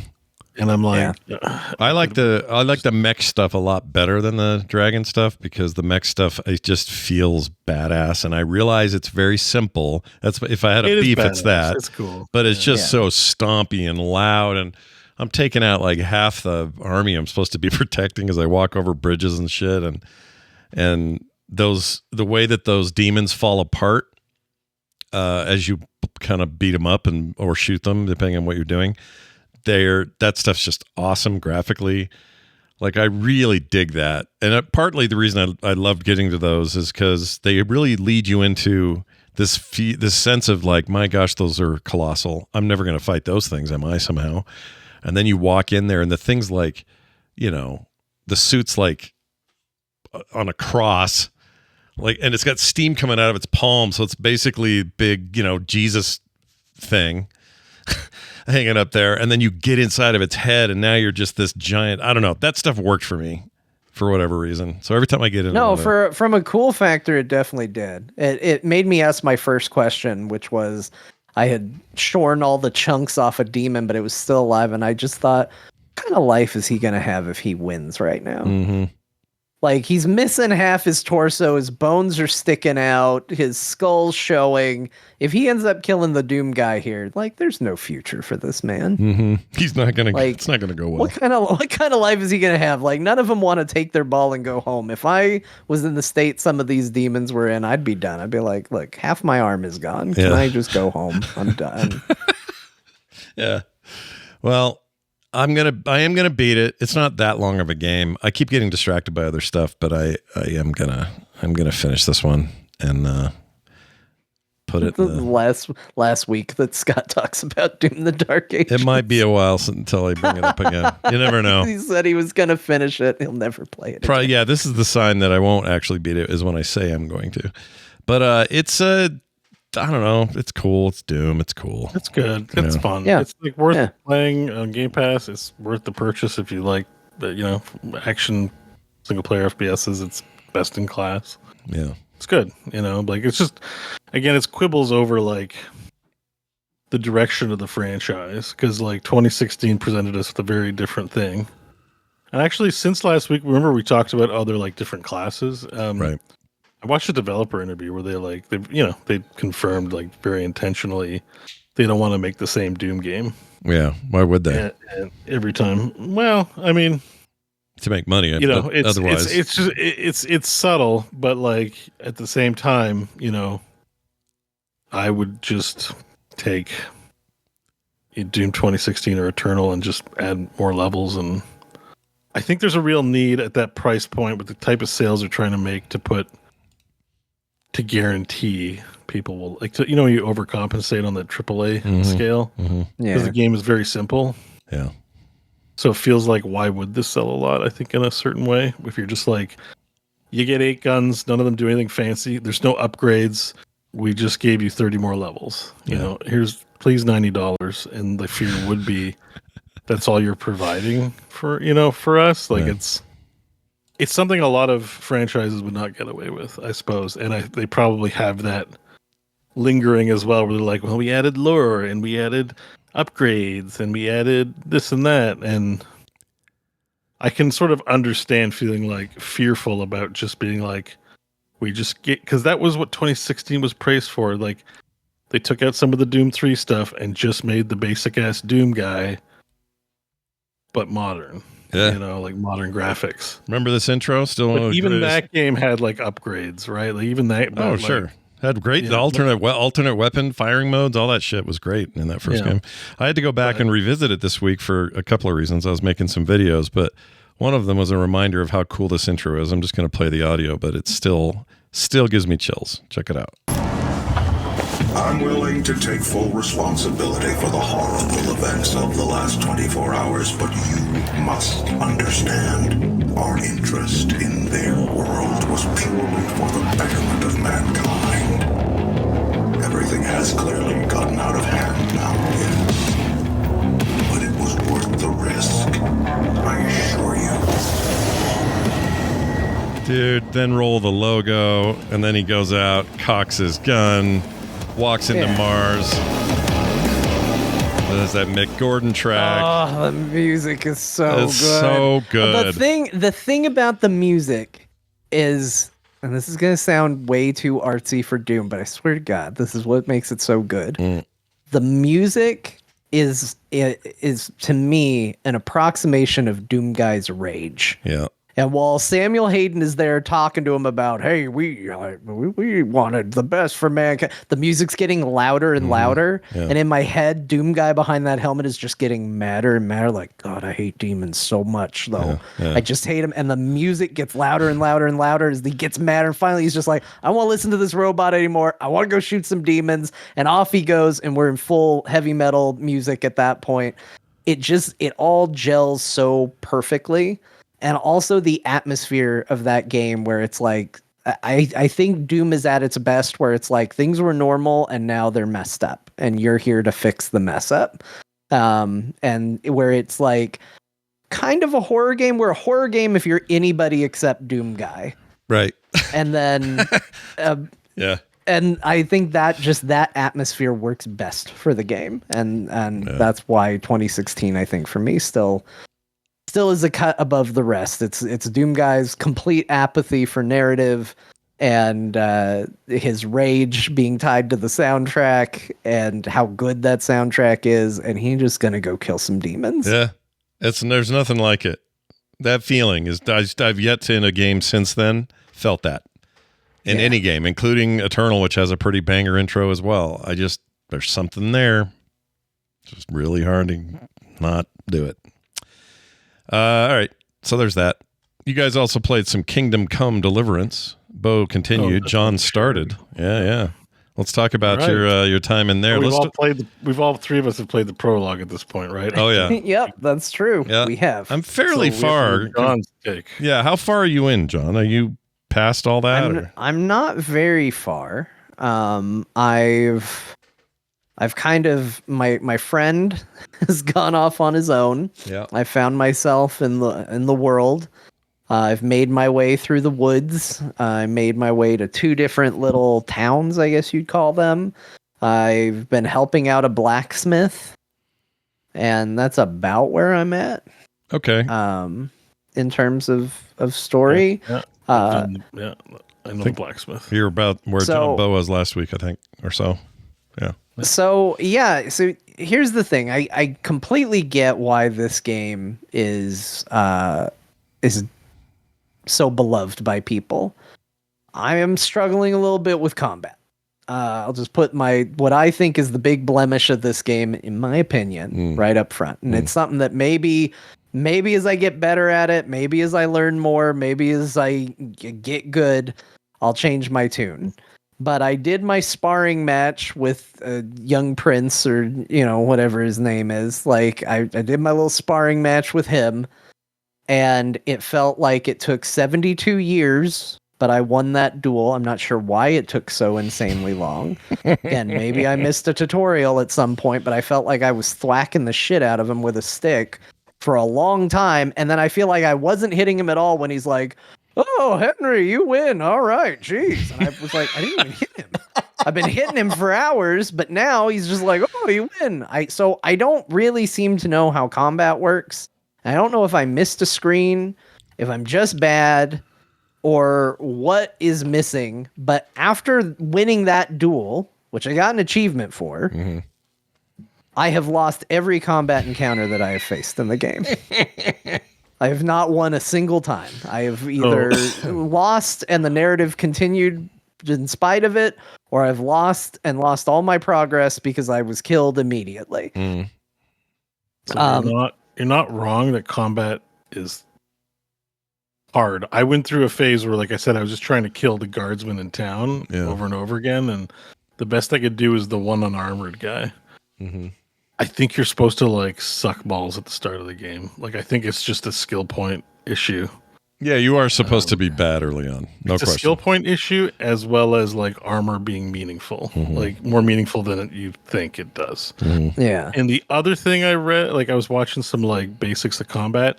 The game teaches you to do the parry move, like when they're gonna do a swing in, like hit it and riposte. Apparently, that's like it's a shit tactic in the game. It doesn't work. Really, because they made that seem like that was pretty important. So as somebody who's been doing a lot of, I don't know, parrying and riposting in literally every one of the 2 past games I've played, like that's all of Expedition 33, that was all of Doom the Dark Ages. I'm like, great, parry and riposte, I'm ready for this shit. And so that's how I played. If that doesn't do anything, that might explain why all my duels go for a long time. The enemy AI will like sword play with you all the live long day, and you'll drain out of stamina before they do. And if they're armored, even if you score hits, you'll do like a minimal amount of damage to them. I'm learning this too. Like there's a learning curve, and the way they teach you to correctly sword play is not the most effective way to actually kill. So there's 2 things that I'm working on. All right. So one is if you get your strength up, if you push forward into them, you do the whole, like lightsaber like thing where you clash swords and hold on to it. Yeah. And then there's a tug of war that happens. And I think if your strength is higher, I'm still figuring that part out. You can knock them off balance and then get up. It's an easier way to get your guaranteed hit in than the riposte, which is just fancy swordplay. The other thing is to dodge, especially if you're going, I think, for more roguelike. I think it builds your roguelike. You can actually, instead of parrying when they swing in, you press spacebar in a direction and dodge, and you'll do a little barrel roll. Do a barrel roll. You'll do a little roll around them, and then you swing in. And when I started trying that I found very effective at actually scoring hits in rather than them deflecting, because the whole deal with that little rosette that they have for your sword is you gotta like figure out where they're blocking and like hit, but they also want you to feint, which is pick like, I'm going to attack left. And then as mid swing, you move it right to like, change the attack. But like in actual combat, when you're like, I think I'm going to die, it's just way too much process. Like it's weird to have it on the mouse because mouse is for free looking. but now it's for directional hit. You know, it's like just it's overloaded. What's going on with the mouse? And I find it very hard. Even with controller, same thing. It's very confusing how that works. Maybe as you practice, you get better with it. But like, I'm just like, I started dodge rolling, and I'm like, oh, this is way better. So that's the thing is, I feel like if I can get good at it, I might enjoy. Because right now, that's my biggest hurdle with the game. Is I went and I trained with the blacksmith. Well, I made some potions, and I was like, "This is a blast! I'm having a great time. Making potions is super fun. It is fun. I love that." And I went, and I was like, "I'm gonna make one." I was like, "I remember how to make this," and I got done. And Henry's like, "Oh, I think I was supposed to grind that up." And I was like, "Shit, Henry, you're right. I was supposed to grind that up. I messed up, but I can still sell this potion. It's not as good, but I can still sell it." Sure. And that's what I went and did. And I was like, but now I'm going to make the potion right. I had a great time making potions. I think the world is super beautiful. And I was like walking around, and there's a guy who I think gave me a quest, but I was like, the funny thing is like the dialogue tree, the way it went, he was like, and I'm sure people who've played have met this guy, but it was exciting for me. He's like, "I lost something, and my lord's gonna whip me if he finds out I lose it. Punch me in the face so it looks like I got taken." And I was like, the only thing I didn't like is, so this game's very sandboxy, and I like that it's sandboxy, but this was the first time I encountered a little bit too linear.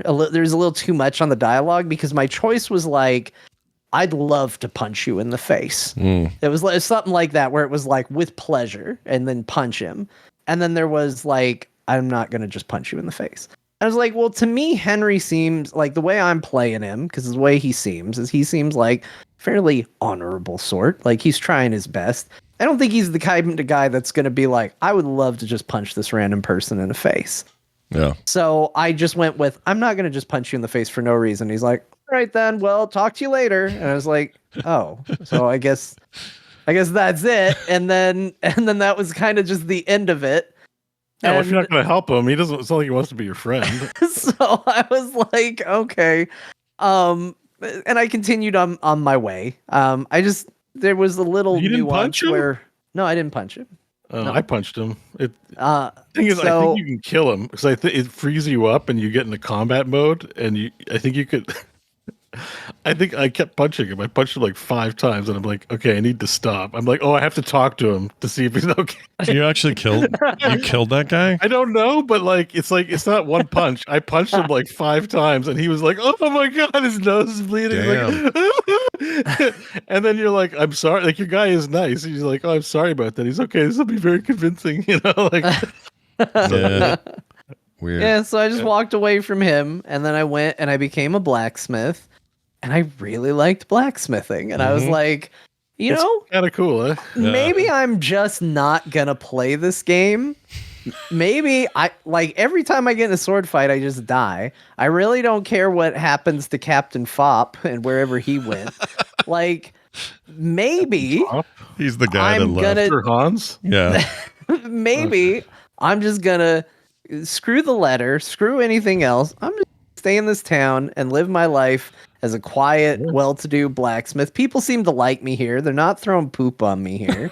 So I'll just be a blacksmith. And I'm like, I'm getting pretty good at this. So I'm like, I thought making a horseshoe would be easier than making a sword. And it turns out with controller controls, making a horseshoe is really hard. Yeah, they're not. Yeah, horseshoes annoying with the mouse too, because the sword's nice and straight. You just go weet, weet, weet, weet. But the horse is like, you gotta like aim it around the circle. And I'm like, well, I'm not doing this. This is hard. Horseshoes are hard. Yeah. But so can I ask, in that town, did you get the quest? Because there's like, that town's a rival to another town because of some property line dispute. Oh, and, right. So they want you to go paint their prize. So I've got the quest for that. And you have to make like sleeping potion to put the bull to sleep. Yeah. And right now I'm a little worried because my alchemy was a little off, so I made weak versions of the potions, and you're supposed to use 3 of them to put the cow to sleep. So I'm a little worried. Like, I have 2 regular ones, but like I used up all my flour ingredients trying to make regular ones, so I'm gonna have to give him 1 week. I can tell you it won't work. I tried this and it didn't work. I had to. Oh, he did? Yeah. Oh, yeah. So I should make proper ass regular sleeping potions? Yeah, I think they need to be full strength, or there's.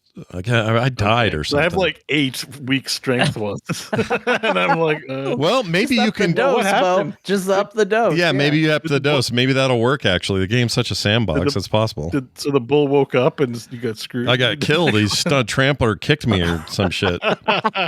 So yeah, if you get if you really pound the potions into them and they're all weak, but it adds up to be very strong. Flower picking's fine. I've got a perk where I get extra strength XP when I pick flowers, so I'll go just. Oh wow, look at that! Yeah. All right. I also didn't really understand how the perks worked. I kept getting perk points, and I was like, "Well, what do I put these in?" And then I found it kind of like buried under the menu, and it was like, "Well, I can pick this, but then all of a sudden I can't pick another one, but I still have perk points." Think of Skyrim's celestial bodies for each thing, except it is like that. It's just a list instead of a nice. Is it permanent? Yeah, they're permanent upgrades. Yeah. Oh, so wait a minute. But by picking one, do I lock myself out of getting any of the others? No. So some of them have prerequisites, but when you get a perk point, they're all available to you at any time. Okay. But I just didn't. It was presented so weird. I'm like, am I leveling up right? Is this what I'm supposed to be doing? Yes. This is a game where I feel like I need to go and watch some YouTube videos and read some stuff, and then I'll have a wonderful time. Mm-hmm. You have a main level, and the main level has perks, but like all of your attributes have perks, all of your skills have perks, and all of your like combat disciplines like sword or clubs have perks.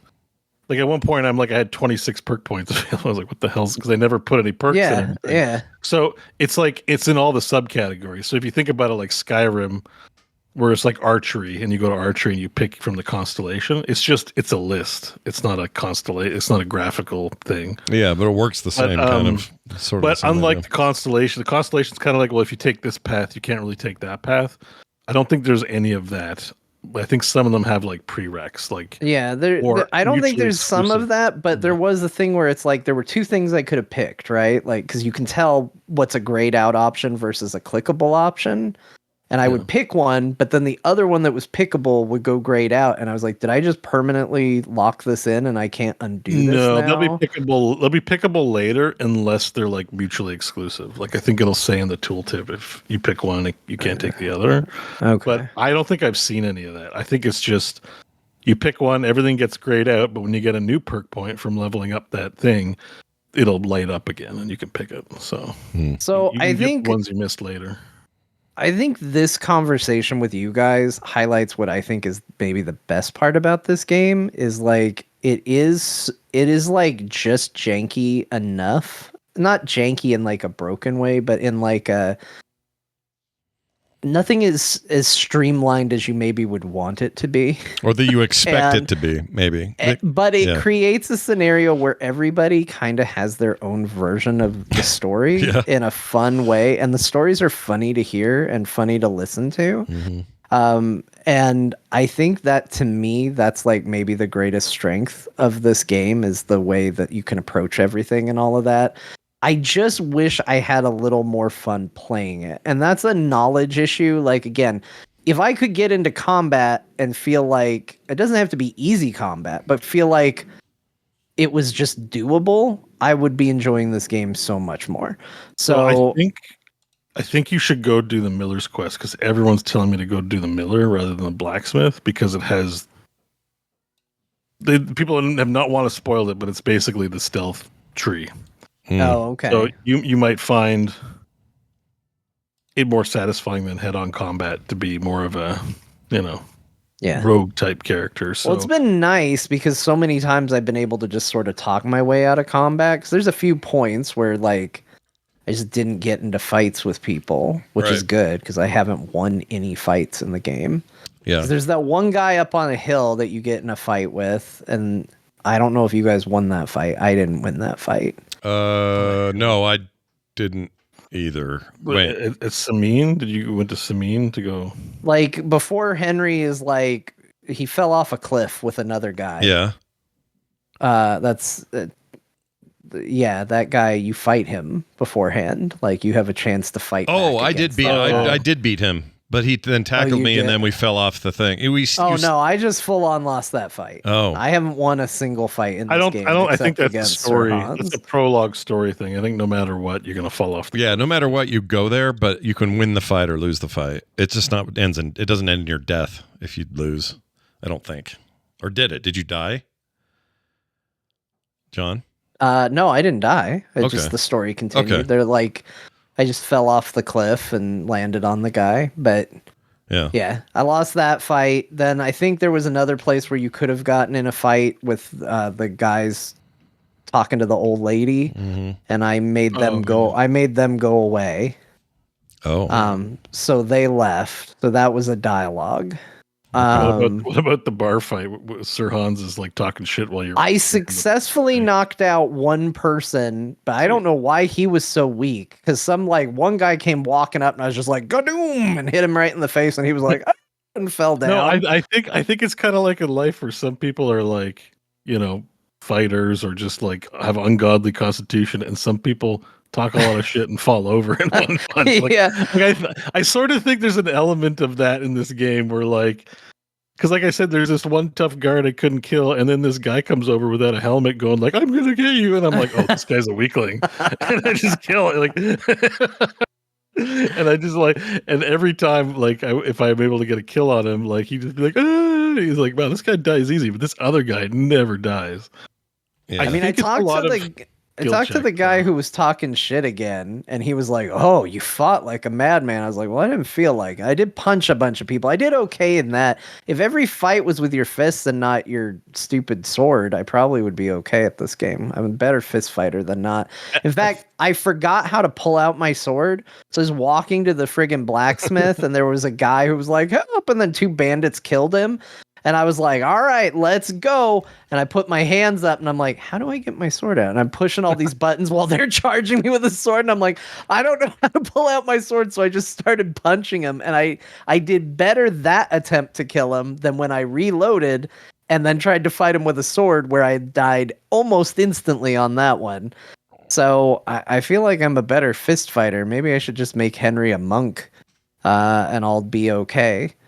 Maybe there's a fist fighting tree, so I was like, I did think it's one of those games where you get to a point where fist fighting a guy in full plate mail with a giant sword is like a fool's errand.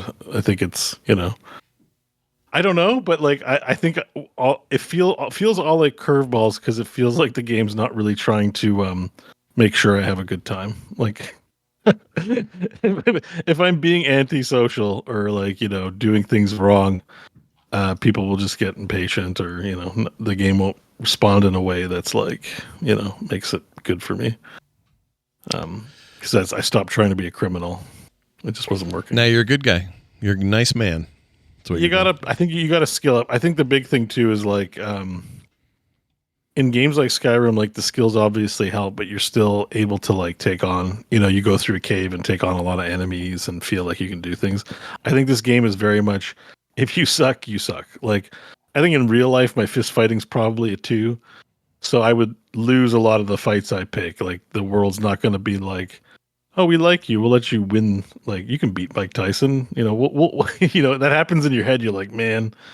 But then in reality, you just get flattened. And I think this game does that at the beginning, although it's a little dissonant, because even though I didn't play 1, I sort of assume I have a history, so I should be kind of good at some things, but clearly that's not the case. They don't really, there's no explanation like Mass Effect 2 or something, or Deus Ex, where it's oh, you got all your praxis points reset because you were electrocuted in your butt. It just kind of says you got to skill up, dude. Go for it. Yeah.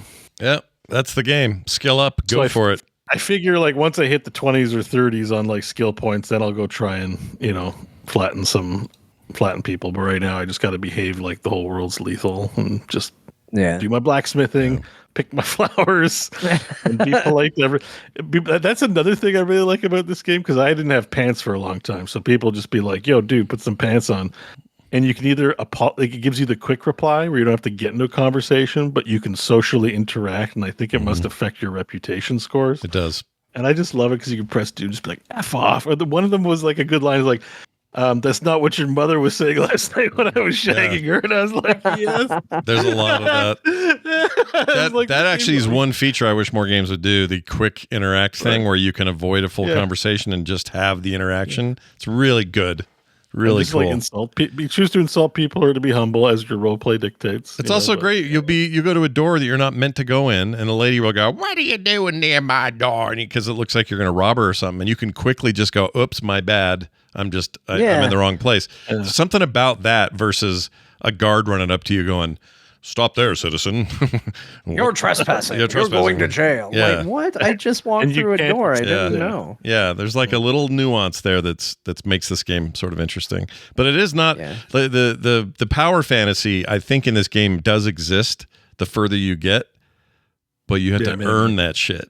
Right now it isn't there. No one's going, "Champion, come on in, champion," and they don't do that. I'm just gonna be a blacksmith. Yeah. A lot of games like that, like even to some extent Baldur's Gate as well and stuff, like they look at the critical path, and they're like, they want to make sure players are enjoying themselves. And it feels a little bit like that. The fun story in the prologue was that, and now, if you want to enjoy yourself, you got to find it. Like it's not like, oh, we guarantee you're going to have a good time anymore. Like like you're not just going to rush into combat and be good at it. And like I think once you sort of wrap your head around and appreciate it, it's like, well, that gives you an excuse to like be a lowly do peasant simulator for a while. So which I actually like, and it's funny because that is not what I thought I was going to enjoy about this game. I thought I was going to be like, I want to fight dragons and go on an adventure. I didn't think that my complaint was going to be like, I could use a little less combat. I just want to make some really high quality swords. I want to make some really good and sell potions. them at a slight markup price because people like me. So it's like the jank continues though. So I'm doing a quest right now. Like Samine is where like there's a local marriage happening, and this one of them I think is the Lords, the Samine and Samine. You're trying to get yourself in there. I stumbled in there. And I'm getting like into a quest because this is a bit of a spoiler ahead, but you're going to get a quest eventually with the blacksmith real soon about his shipment of goods for the I do have that quest. Wedding. Okay. So I don't know if you've started or not, but one of the things was it goes, it's missing. So the Lords want to go out on an adventure, and they're like, you should come with, but you should really have a horse. Like, it's going to look silly if you're running behind and on horses. So apparently I went to try to go get a horse, but I didn't know who to talk to. This game again doesn't label things with exclamation marks, and there's like quest hints, but it's not Humphrey, a horse trader. So I talked to a guy, and I'm like, "Oh, sounds like, are you ready to roll out?" And I'm like, "No, I don't have my horse." But I got confused because I'm like, "Wait, is this the horse guy?" And I'm like, "Let me just see if I say yes." And then I triggered the quest start. So they're leaving on a horse, and I don't have pants still. How do you not have pants? Do you know how hard it is to find pants in this damn I got pants early. I had pants from day one. I had pants very early. After you fall off the cliff, you have no pants. But when so you're still wearing your little skivvies you had in the pond? No, I finally found pants thanks to this quest because it does involve, attacking guys and taking their pants. This conversation might be, like John said, this is telling us why this game is great, by the way. This entire conversation. You know where I got my pants from? It was very easy. You know the guy that Sir Hans tackles out of the old lady's house? Yeah, that's where I got him. You go and bury him? I took his pants. Yeah, I took his pants too. Because I was like, I'm not wearing pants. This man's wearing pants. I should put on this man's pants. My problem was all my pants either have shit on them or have blood on them. The blood comes off in the trough. Yeah. You need to wear to get soap. I didn't get soap. No, you don't need soap to get the blood off. And they're great. They're not great pants, but they're pants. Yeah. Oh, the soap comes off when you wash yourself? Yeah. The blood does. Blood? Yeah. Yeah, because it showed marks for blood on them. I went over to the trough and it was like, yeah, it's good enough. Yep. I thought I had the soap. I mean, I eventually found soap and I was able to wash clothes, but I just couldn't find pants. You can deep wash clothes. Were clean, but I couldn't. So there is a difference. There's deep washing your clothes, or there's just like being presentable enough to have a conversation with somebody without them getting all shitty. There's a little stream in Trotsky where you can go and wash yourself and then also do laundry. Yeah. Game of the year. And you need soap for that. I didn't think you could clean your clothes without soap. It told me I needed soap. Yeah. Yeah, no, I mean, And everything I had either had shit on it, the little brown speck, or the blood symbol, and I couldn't clean any of it at all. So it's like a horror shower. I wanted to look presentable, so I figure like I'm not going to walk around polite society wearing bloody pants or shit-covered pants, even though I had a shit stain on my face for a while. I'm telling I don't you. know how it got there, but I was like, I got that I know taken why, care of because so also- fast because of Beau's story. Like, Beau's introduction to this game made me so paranoid. I've spent more money on this game on soap, bathhouses, and generally being clean than anything else in this video game. I gambled so I could go get a bath in a bathhouse because I was like, apparently, if Beau is to be believed, cleanliness is very important. Yeah. And also if you go to that stream at noon, some lady's in the way and you can't wash yourself or your pants, and it's super annoying. Yeah, she isn't. That's right. You know what? I talked her into leaving. I did something that got her to leave.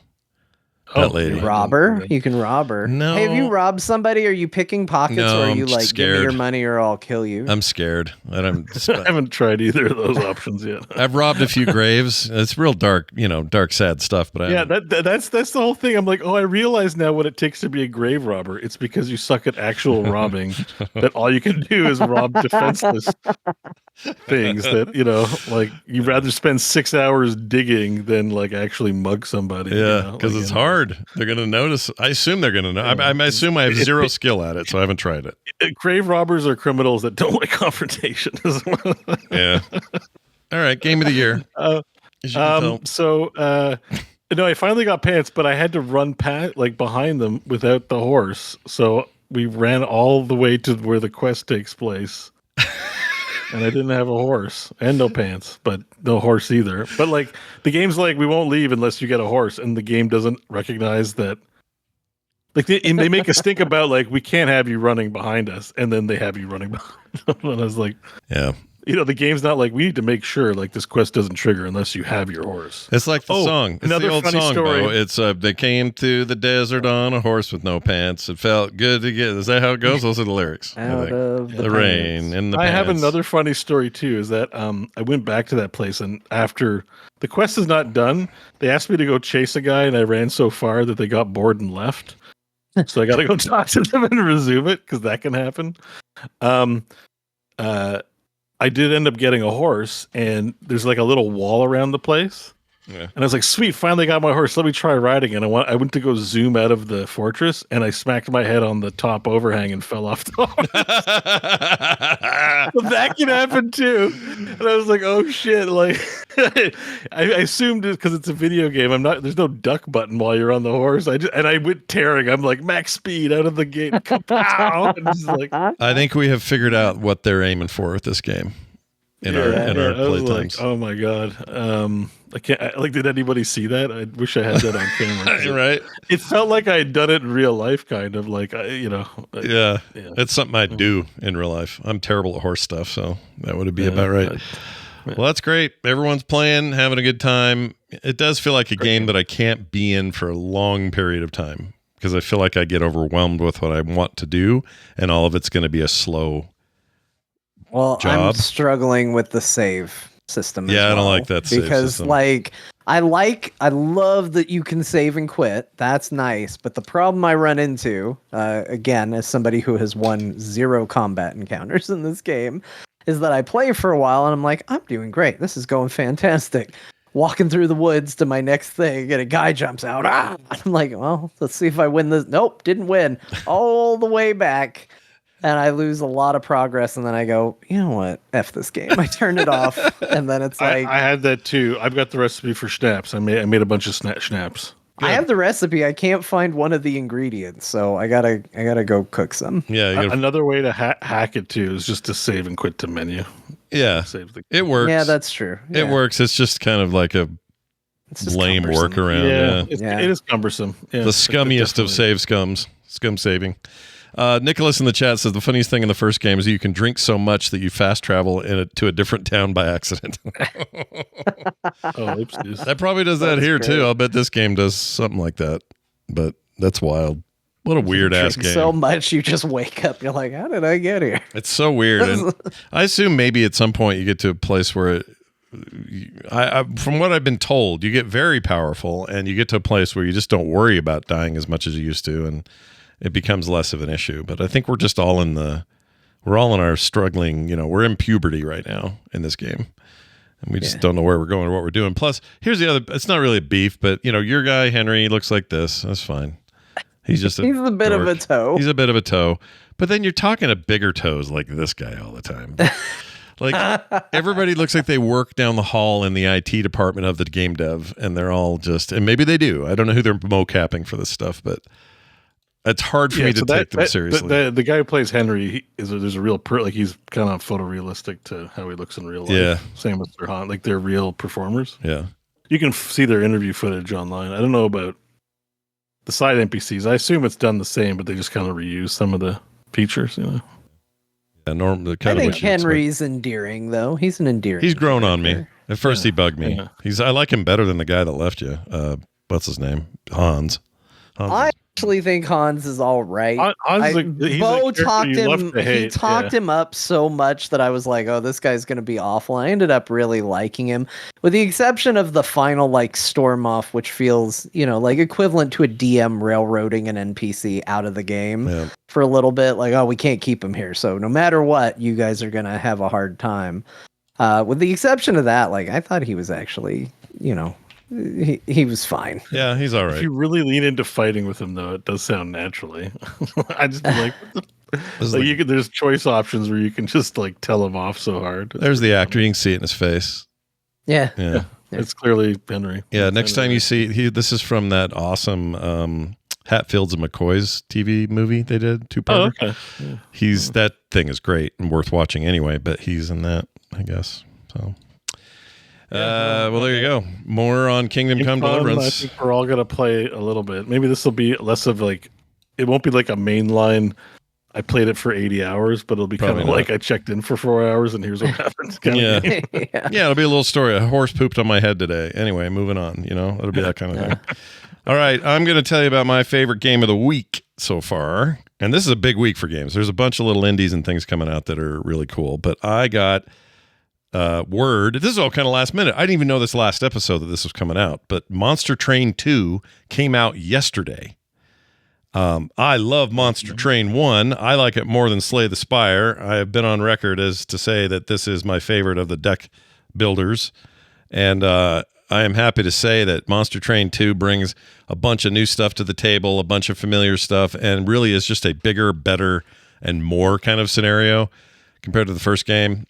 It's on Steam for $24. It's on Game Pass day one, and I grabbed it and immediately started playing it. And it is Steam Deck Verify, which is going to ruin me at night. Perfect game to have with me on the go.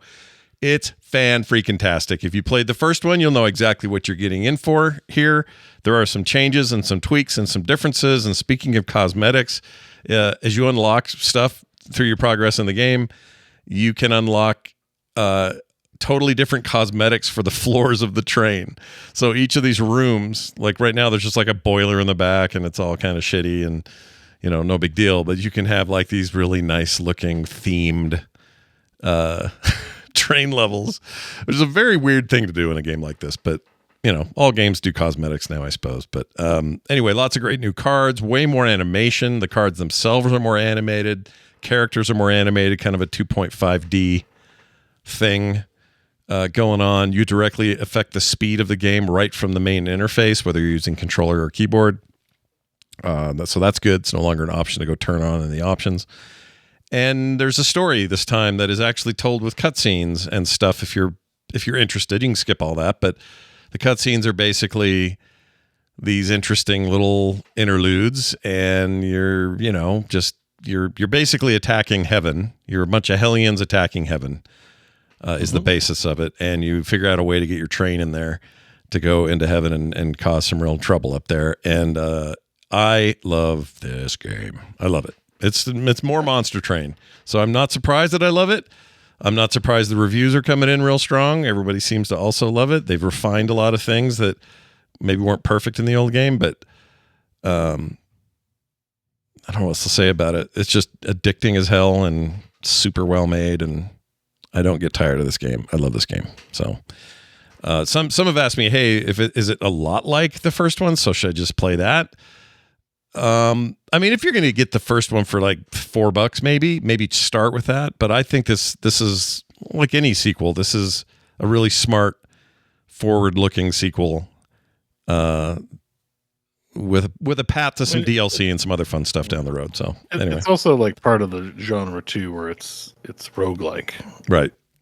Very it's much not like so. you're following a narrative to thread through, although there may be story and stuff. There is, but like it's exactly like you're saying. It's kind of, it's not only is it skippable, it's sort of like it's just sort of there. I appreciate that it's there, but it's not crucial to the experience. The real fun is upgrading cars. Two games that are both good. You should just play the recent one and not, you don't need to play the first one. Yeah, and this is only $24. It's cheap for a brand new sequel that was a beloved, hadn't a beloved original, and I know Dan Patrice is really stoked about this game because he got way hooked on the first one. So I suspect he's probably already put 100 hours. Out of the single player card games, like the big ones that came out were Slay the Spire and this one. I think.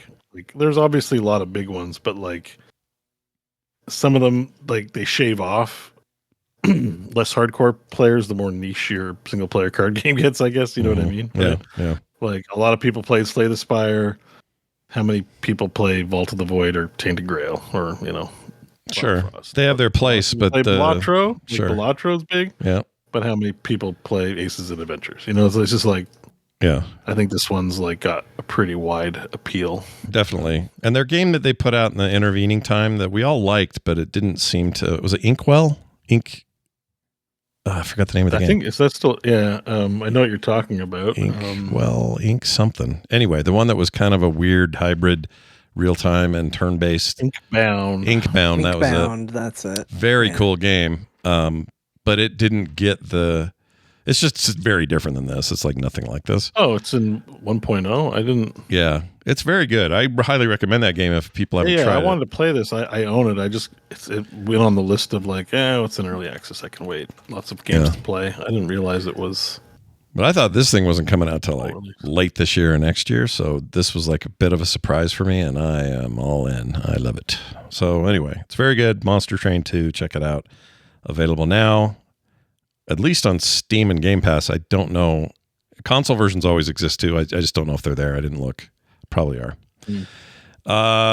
Deliver at all costs. All I was able to do is fire it up and play a little bit. I think a single mission and a half, and then the show started today because this just came out today.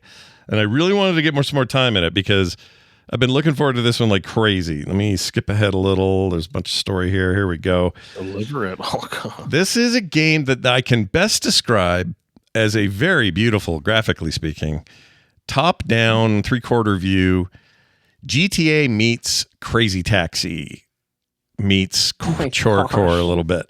So your goal is to make deliveries for this company you now work for. As you can see, everything's destructible, and you are, in fact, encouraged to just bust through shit. Are you a union worker? I don't know. That's a good question.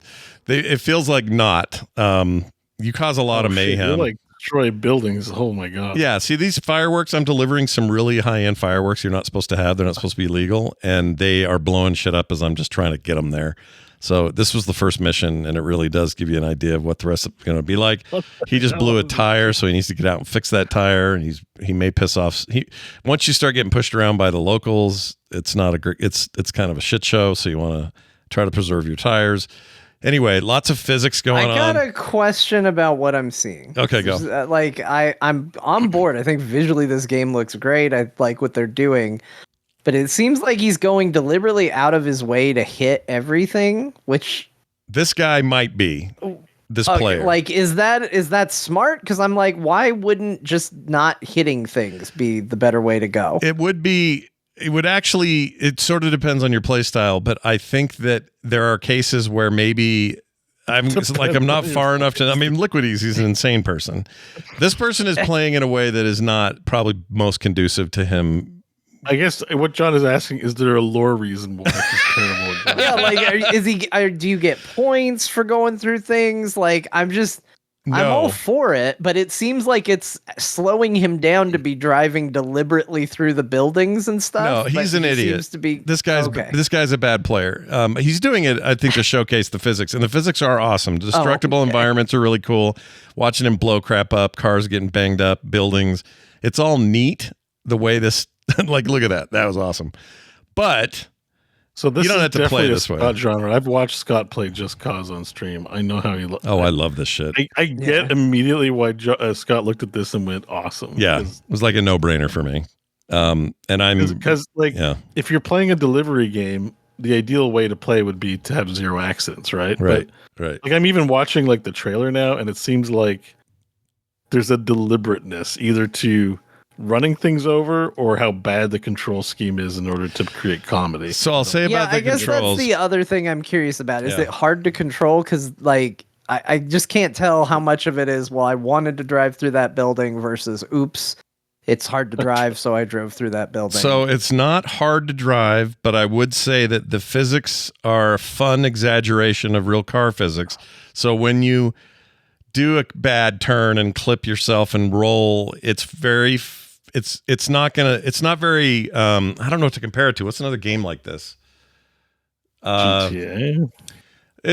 GTA is sloppy, but this is a little sloppier, but doesn't feel like it's bad to control. It just feels like it's mayhem, and that's the rule. I guess, do the cops come if you run over people? Yeah, I mean, I'm too early to get much cop action, but yes, that becomes an issue later, especially in some runs where you got cops all on your ass. Plus the citizens are pissed too. They'll come and fight and push you down. Maybe part of it is if it's just a normal delivery, it's fine. But it looks like maybe people like chase you and stuff too. Yeah, and sometimes you have stuff people want to rob, so you're running from getting robbed. Your job is to get the shit there. There's a whole story and narrative happening too. So you have a boss. There's like this crazy story going on. There's a bunch of unlockables that you can find. Oh my gosh, this guy's just doing this to be a dick. So it's like deliver at all costs. So it's not like you're delivering the mail or like someone's microwave. It seems like it's a spy movie. Yeah, a little bit. And you're on this island, so you're kind of isolated. He delivers highly unconventional cargo. Yes. So like I imagine, like, I don't know if this is in the game or not, but it's like we need you to deliver this reality warper, so it causes the car to like womp all over the place. Yeah, and the other thing about the game, as you saw here, you can just free drive between missions and explore and find cash and all that kind of stuff. But you can also very quickly, with a click of a button, go to your next delivery, because that is the core of the game, is getting these deliveries done. So, you kind of want to do that. This person is definitely playing like my son would at age 8. I was gonna say, this game looks like a game my son would think is the greatest video game ever made. It's entirely possible. It scratches that itch that we all had when we were young, dumb boys that didn't know this was a dangerous way to live your life on a street. So it's definitely got that vibe. It's a really cool game. Review. This game is hilarious. Oh my god, that fish mission. Oh, I don't know about the fish one. I've seen video of the fish, but I don't know. I haven't done the mission. Now I'm curious. Although I scrolled down and I see something with a fish, and this looks hysterical. So I might now know what that is. Yeah, this game seems cool. It is really cool so far. Again, I'm barely in it because I just didn't have time before the show, but I would definitely plan on playing more. And I've been waiting for this one for months, so I'm very excited it's finally out. And this is a crazy thing. This not only showed up on Steam day one, it showed up on Game Pass day one, and is on the Epic Game Store for free today. What? Which is probably some deal they made because it's an Unreal Engine game, and maybe they just, I don't know, Epic humped them on the leg or whatever they do. So yeah, you can actually go just download this shit if you want, if you're happy to get it on Epic. And I didn't know that until I already bought it, although I think I may have. I was probably going to get it on Steam no matter what. Oh my gosh, there's a lot of stuff free on Epic today. What's Epic doing? I don't know. Yeah, they're celebrating, dude. They beat Apple. Oh, is that what's going on?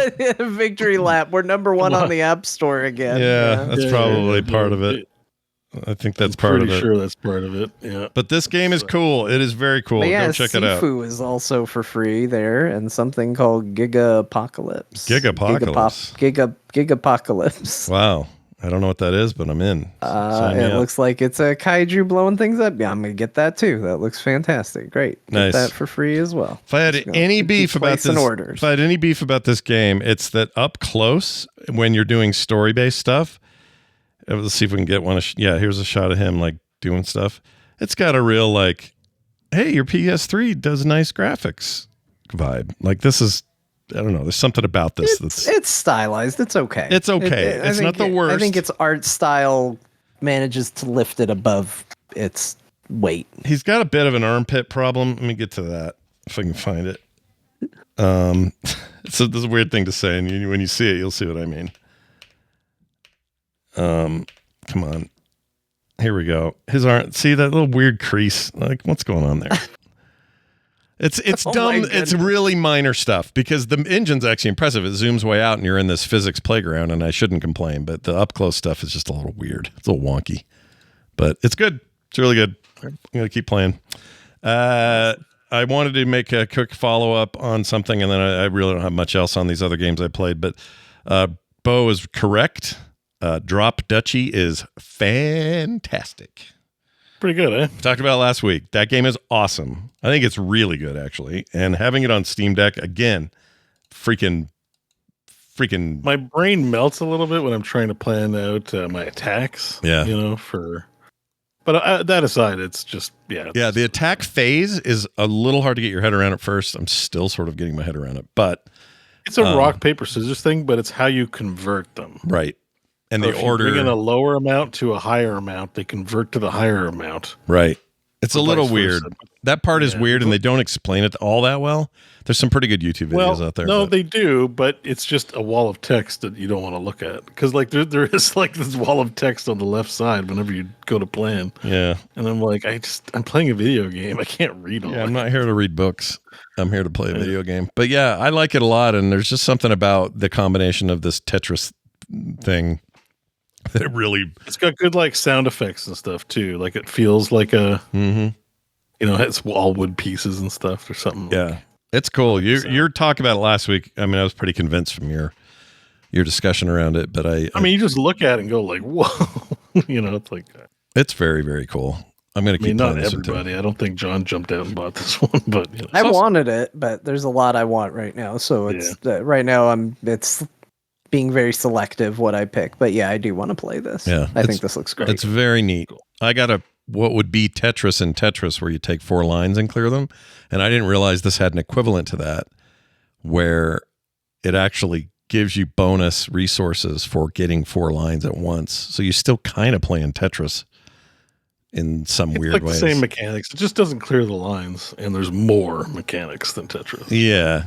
But then once you're out of pieces, you're out. I like the reserve slot because it's more than just I want to hold on to a good piece. It's also a shitty military piece from the opposing faction, and I don't want that to take effect. So if I hold it long enough, I won't have to use it.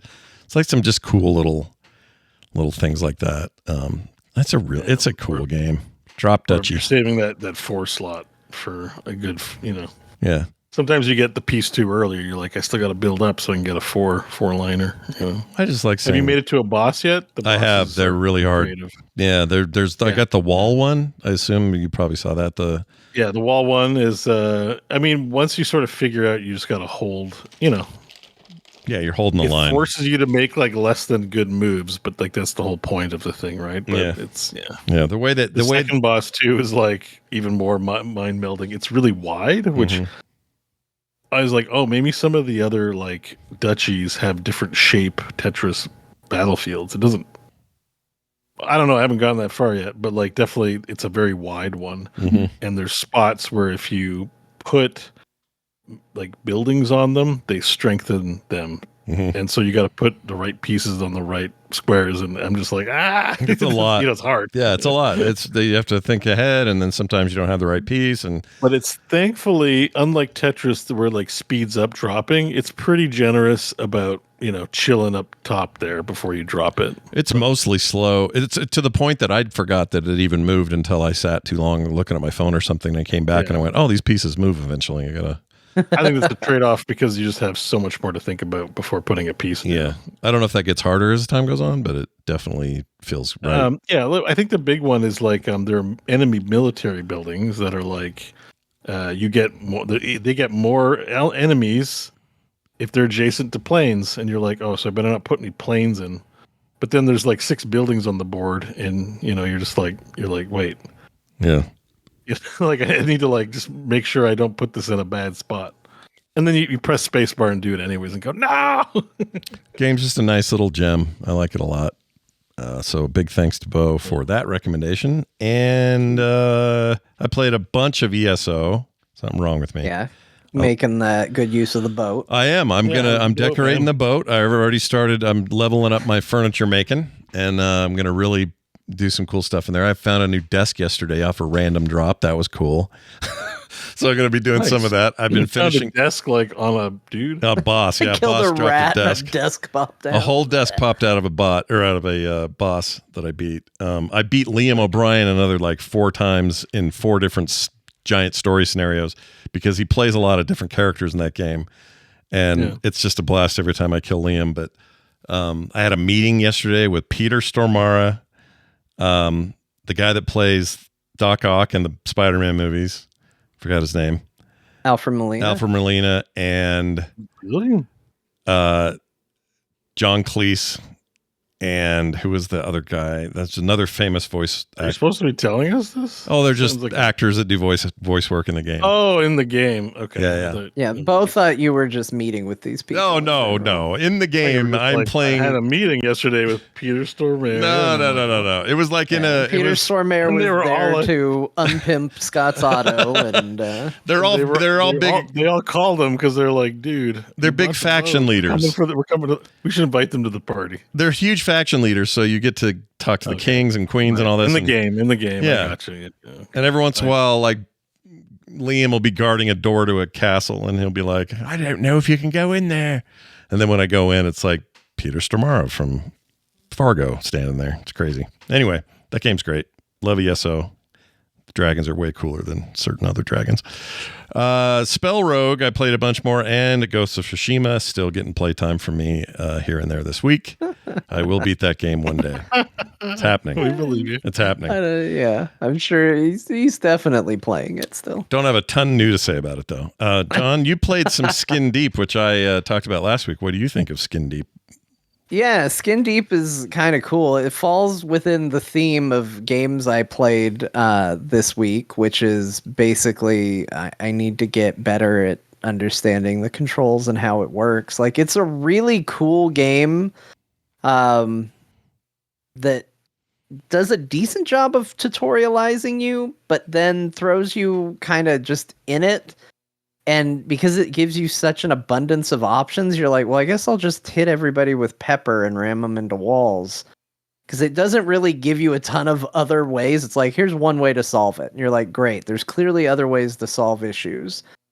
But then I didn't do any of them, and I panic. So I'm struggling with the controls a lot in this game. I think that's the one thing that I'm just... It doesn't control like anything else I play, so going between this and like Kingdom Come Deliverance 2 isn't working very great because they just control so differently in the things you do. But my son has been watching me play this game. He came in when it was on, and I don't know if because it's big and blocky or bright and colorful or just that there's cats, he really liked it. So he calls Skin Deep construction site cat game. All right. I can see it. And he'll say, Dad, can we play construction site cat game? And yeah, we can. And so I'll go through and I'll play, but he just is so bossy when I play it. He's like, do this, do this, do this. And like, you got to do certain mechanics. So like, I'll throw pepper at somebody and he's like, all right, leave. Yeah. I'm like, no, I got to deal with this guy and his stupid head that's going to float away and resurrect his body. I gotta get this. And he's like, no, just go. Or like, save the cat. And I'm like, I don't have a cat key. So he's really bossy, but he really likes watching the game. And so it's been kind of fun to do that with my son. But I'm not learning the game any better with a 4-year-old backseating me on how to play the game. He's got some real strict ideas of how it works. Especially once he found out there were toilets. He's like, Dad, go in the toilet. Oh, yeah. Once And there's I'm a toilet, you're done. He's like, flush it. I was like, I can't. I already put someone's head down it, and now it's broken. And he's like, how did the head go down the toilet? I was like, because it's a game. It's fake, and it's fine. And he's like, flush the toilet. I can't. It's broken. He's like, is there poop in there? I was like, no, there's a head in there. Why are you so obsessed with toilets? No, that's good. And so, like all boys, they love toilets. He's really into it, and so that's where all my time with Skin Deep comes from, is from him just really liking it as a construction site cat game. I don't know where he got construction site from. I think it's because there are so many things that are sparking or have like warning labels on it. He's like, well, this is clearly a construction site. It seems everything there seems very industrial, like you're in a poorly put together space station, because you kind of are, I guess. Yeah. Like literally. But yeah, it's a weird game, but it's great. I'm terrible at it, really bad at it. I am too. It feels like it's mostly a knowledge issue. Like the first time I was standing in a room and I opened the airlock to get rid of a head, but I didn't secure the other side of the airlock, and then I closed it, and it's like the game's like, you're bleeding to death. Yep. And I was like, why? And it's because all the stuff that got sucked out the airlock impaled me. So I'm like pulling out knives and glass shards and stuff, and throwing it on the ground. And I'm like, oh, well, I guess that's a thing that can happen. I got to be aware of. So there's a lot of that in the game of, oh, I know that now. I learned because I learned the hard way. And it's that weird developer that made 30 Flights of Loving and Quadrilateral Cowboy a couple years ago. Flotilla, like weird ass game company. Blendo Games is who made it. And it lives up to its reputation of being weirdos. Yeah, very weird. That's good. Yeah. Well, nice. Other than that, I decided to start New Game Plus mode for Clair Obscur Expedition 33 just to see what it's like. Yeah. So I bumped up the difficulty and started playing there, and it's good. I like that it is a New Game Plus, and that you're carrying everything over, even to a broken sense, because like the opening scene where it's you and Mael standing there. I watched her, talk to her. Gustav turned around, and another one of her is standing right next to me because she's in my party now. Oh shit! And I was like, oh, there's two of them. Yeah. Like, what's going on? Yeah. The game knows you've beaten it, and it doesn't care about logic at this point. It's like, yeah, we know it doesn't matter.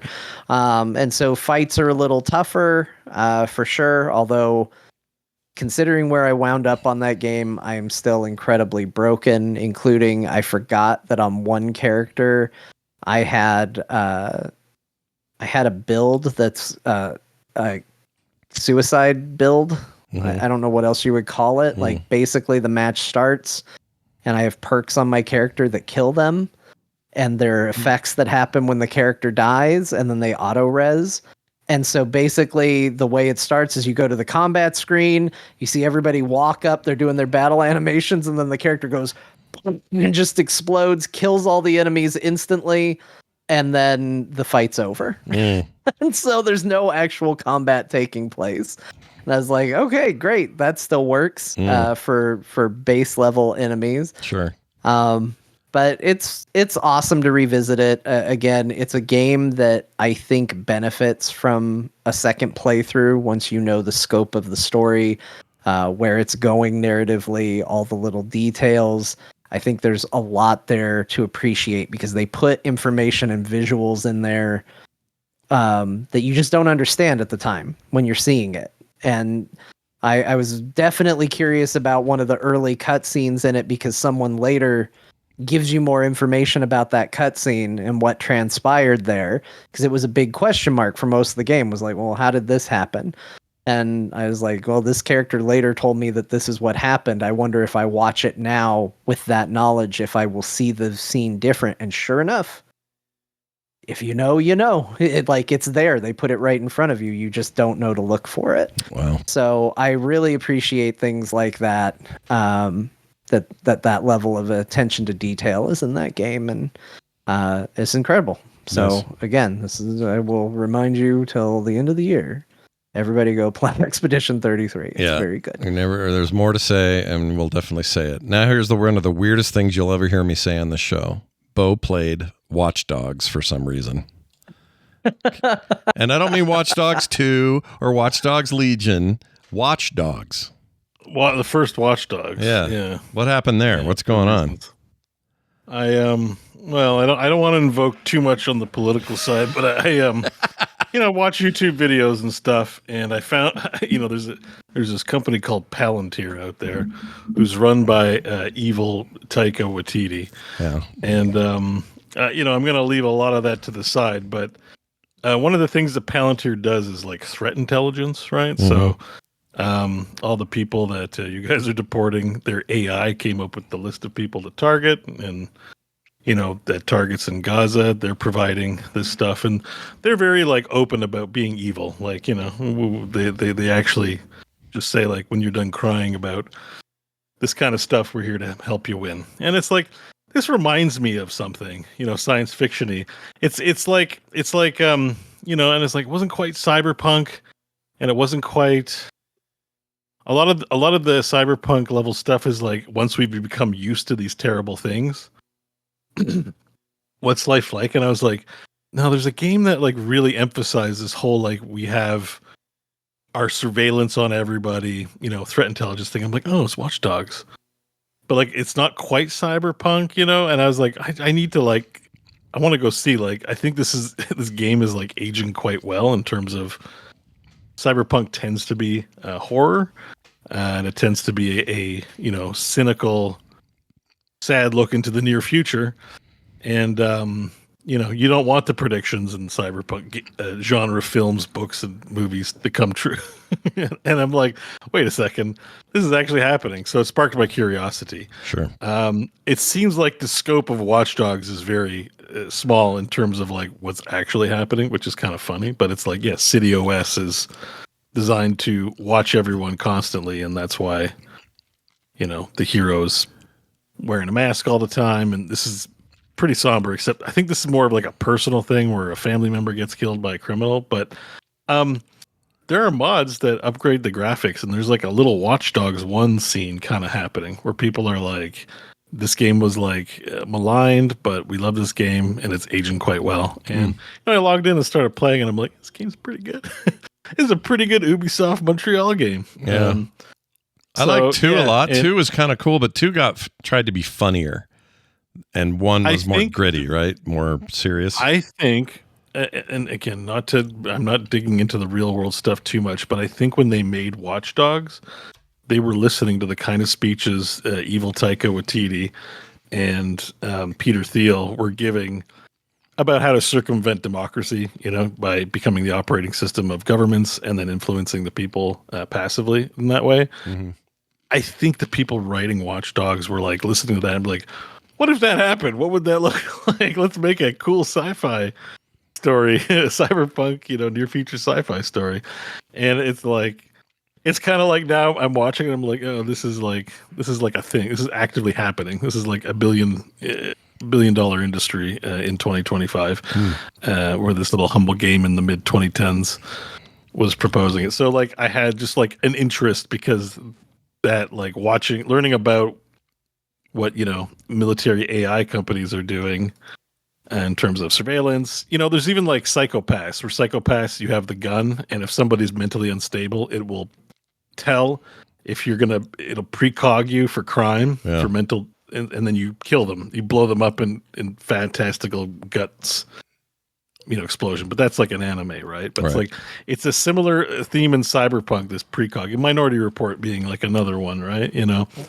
So, but the Watchdogs kind of feels like, even though the scope is just Chicago and not the global stage, it's like, this is kind of like, I think, I haven't played that far, but I'm pretty sure like City OS is like a test bed to get this kind of surveillance in all cities.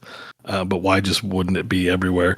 It was just really interesting. It was just really interesting as like, do we guess this? Now, I think this game leans a little bit more on its violent nature, where like you're an outlaw, so you will just shoot people. Yeah. And the hacking's just like kind of superpowers. They don't get into big detail, but The production quality on this is pretty good. Yeah. I may keep playing it. The first Watchdogs is kind of good, except it's hard to drive, and I ran over like 50 people.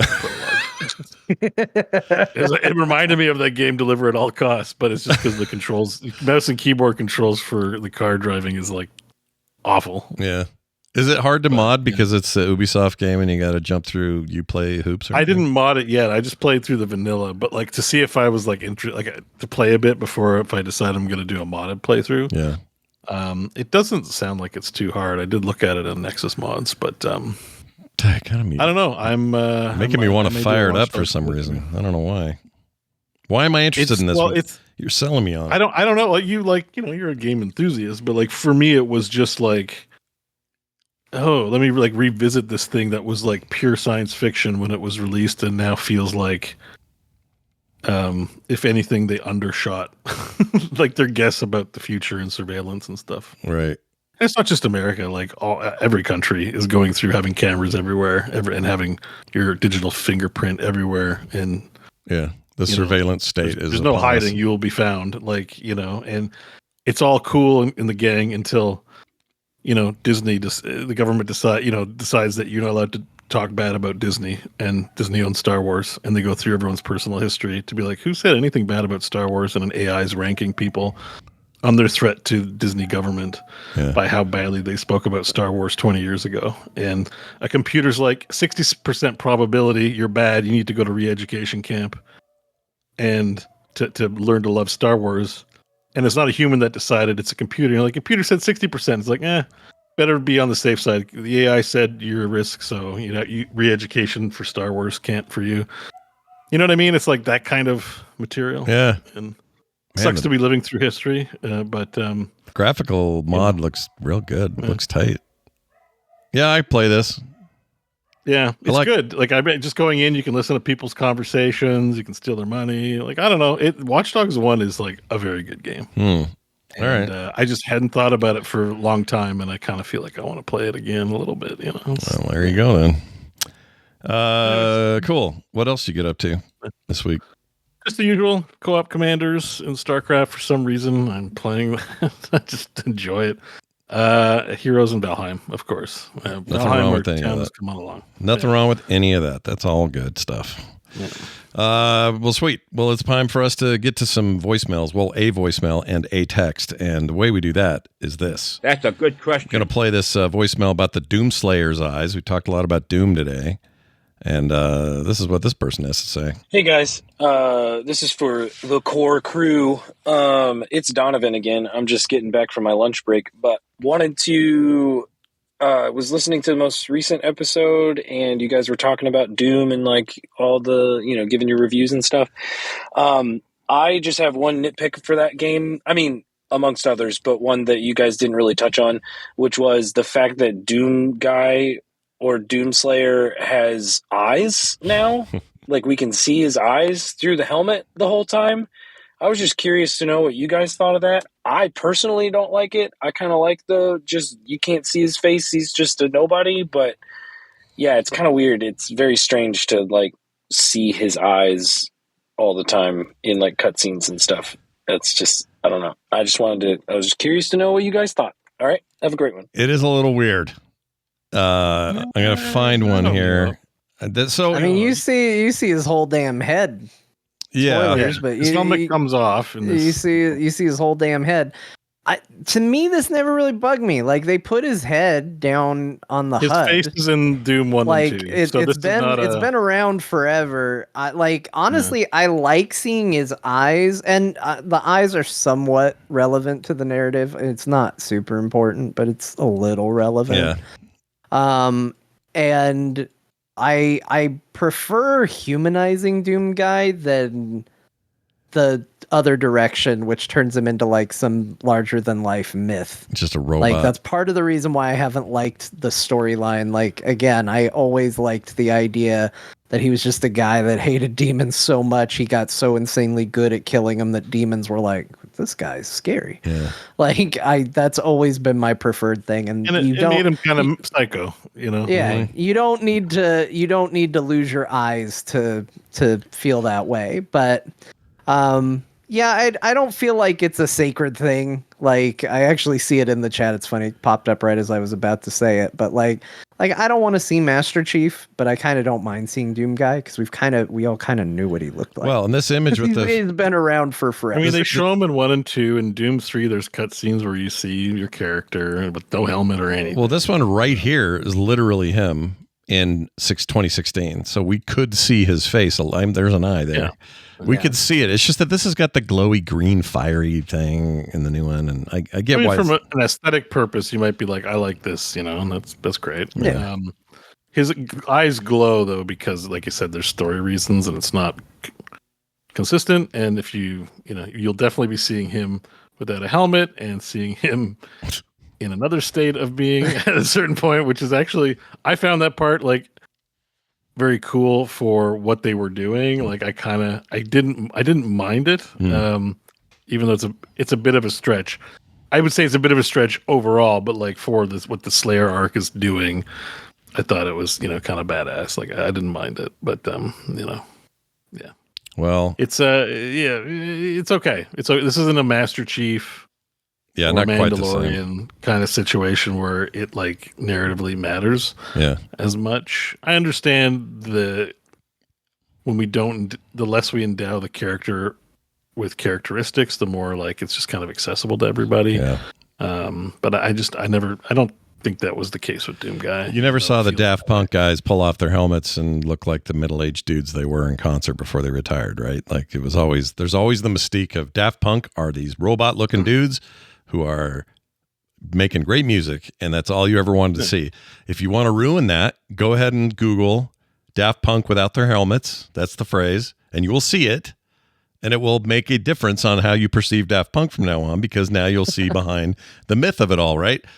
Doom Guy's never really hidden that's a really rugged dude in there.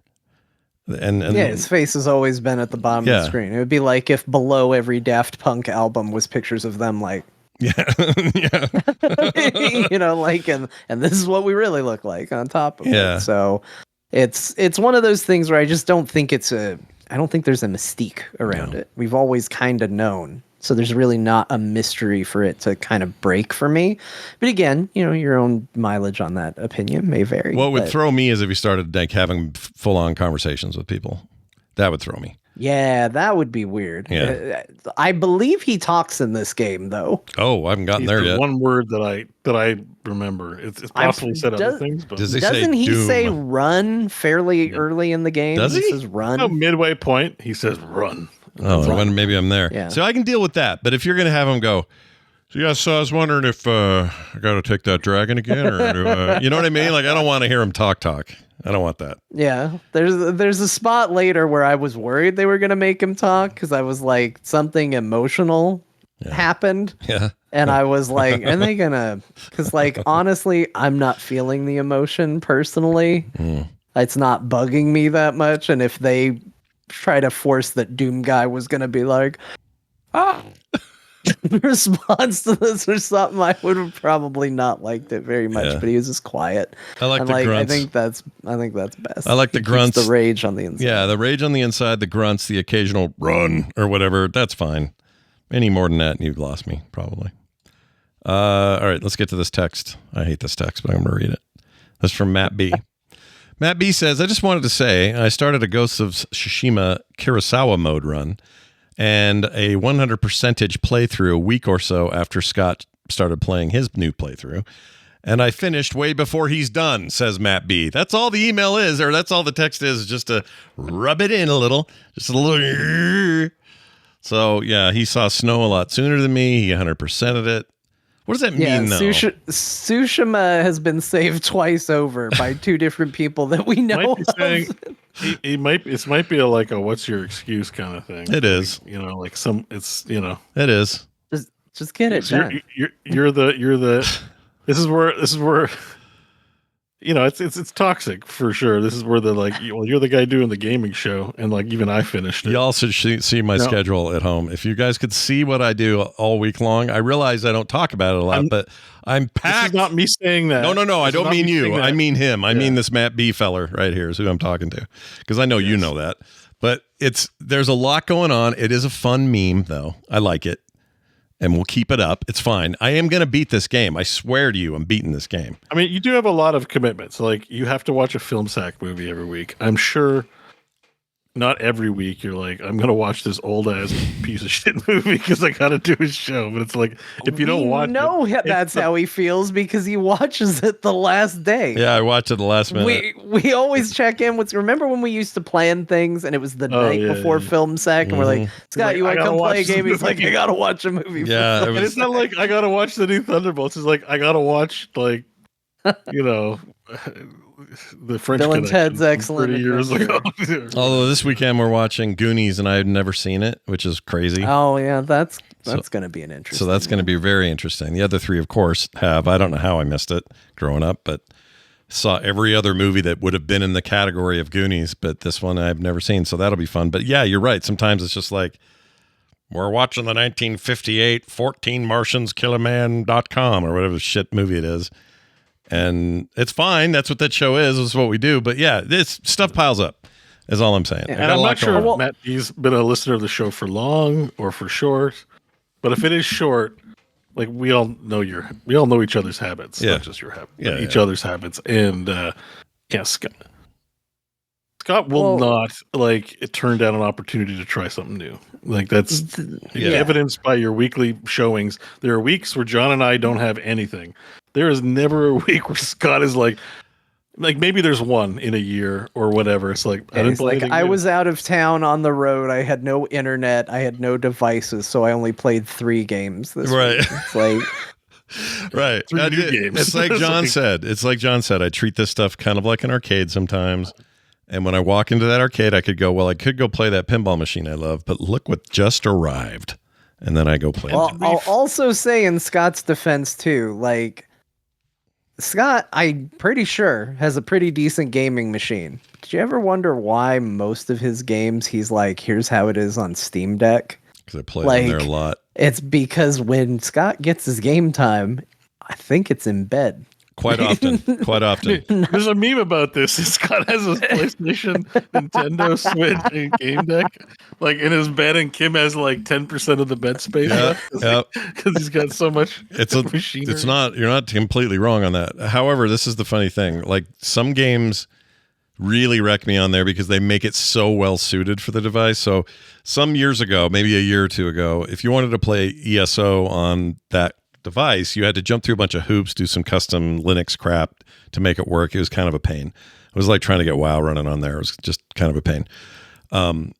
Somebody at Bethesda at ZeniMax went, you know what, let's make that easier. And now it just full on supports it, and it's smooth as silk. It runs great. I don't have any drops of anything. That's a problem for me because last night I was just mission after mission after mission and doing it. It should not have that kind of control in your bed, but there it is, and I have it. So that is why I play a lot on there. But yeah, I don't know. It's a weird thing. But anyway, Matt B, whoever you are, it's all fine. I'm gonna beat that game. He'll save Tsushima one day. I'll get there. I will get there. All right, that's it for your text and your voicemails. Those came to us at 10hams.com. That's TENhams.com, or just the number 10hams.com. Whichever way you want to do it, it'll get you there. If you want to email us, you can still use talktothecore@gmail.com. And there's a new way, if you want your text read in an AI voice, it'll let you do it. I don't choose that. You do. So if you want that, it's on there. But it's, and we'll play them, but I that's all I can tell you. They give you a choice of voices. You can pick one you like and do it that way if you would rather have your stuff played that way. But go use it. It is awesome. We love it. 10hams.com. Yeah, what a fabulous service, man. It's really great.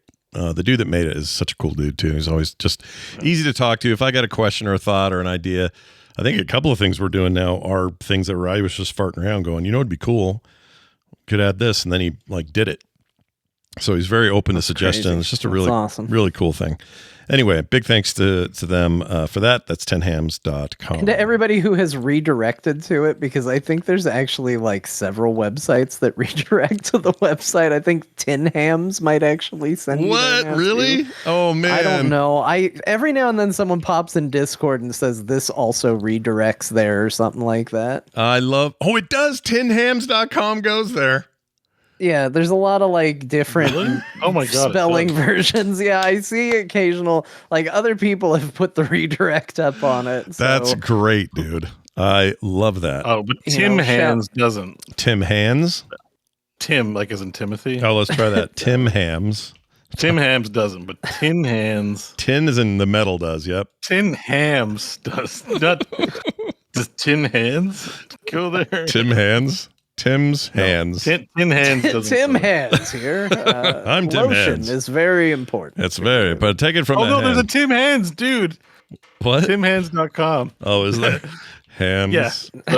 TimHands.com. Hands. Tutor, teacher, and advisor to young people. Specialist teaching of literature to young people. And Oh, I don't know if Please do not- Hands is a good name for I don't know, something about that. please do not.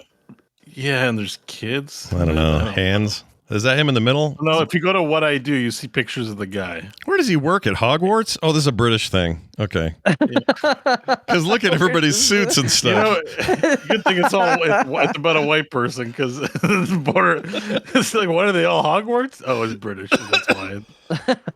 Because they all have the colors and the suits and the. He's English. It explains everything I'm seeing. Yep. Everything makes sense now. Thank you, Tim but Hands. yes, no, he's Tim Hands comes from a family of teachers. He read English at King's College London. This is someone's real, like, No, that's great. Are there 10 of are there For 10 Tim Hands, Are there yeah. 10 people in his family? Because that would be 5 fingers per hand. no, it's Tim, like short for Timothy. Oh. Well, no, I know that, Not but 10. He doesn't have 10 hands. I'm going to die. Hold on a second. What are we talking about now? Well, if for people mistaking 10 hams for something else, there's a timhands.com. But there's no one called 10 Hands. It's Tim He Hands. doesn't have 10 hands. That's good to know. That's his name, not his number of hands. I'm glad I could clear that up for you, man. Oh, it made me choke on nothing. I don't know what I'm even choking on.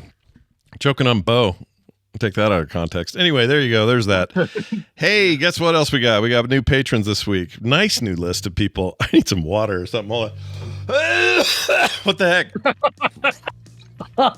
we I know the feeling. I'm almost there. right into the microphone. Man, that was brutal. All right.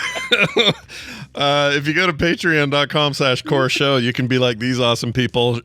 Paul Shavit. How would you say that? I'm Pop shove it. Not It's a shove it. skateboard move. Shove it. Quag Squire, like Quagmire, but with Squire. Giggity. Okay. Travis Decker, Harold, and Malcolm John Hunter. So we got Harold, one name, and then Malcolm John Hunter, 3 names. I love it. Anyway, sorry, these guys signed up this last week, and that's great because they're going to get no commercials or ads. They're going to get pre-show content today and every day that we do a show. They're going to get monthly art in the mail, host specials every month. The list goes on. Go to frogpants.com/core right now and take advantage of that, or directly at patreon.com/core show. All right, Grandma, it's your chance to set us straight on what we played this week. What's going on? Well, now that we've answered the question, what happens if the show goes a little too long, let's wrap it up with a recap of the games they talked about. Doom the Dark Ages, Kingdom Come Deliverance 2, Monster Train 2, Deliver at All Costs, Drop Dutchy, It's Not a Move, It's a Game, Elder Scrolls Online, Spell Rogue, Ghost of Tsushima, Skin Deep, Clair Obscur Expedition 33, Watchdogs, Starcraft 2 Co-op Commanders, Heroes of the Storm, and Valheim. Man, that's a lot of video games. Something in there for everybody, I say. So check them all out and play some games. We'll be back here next week with more. Until then, kiss our butts, and we'll see you later. Bye now.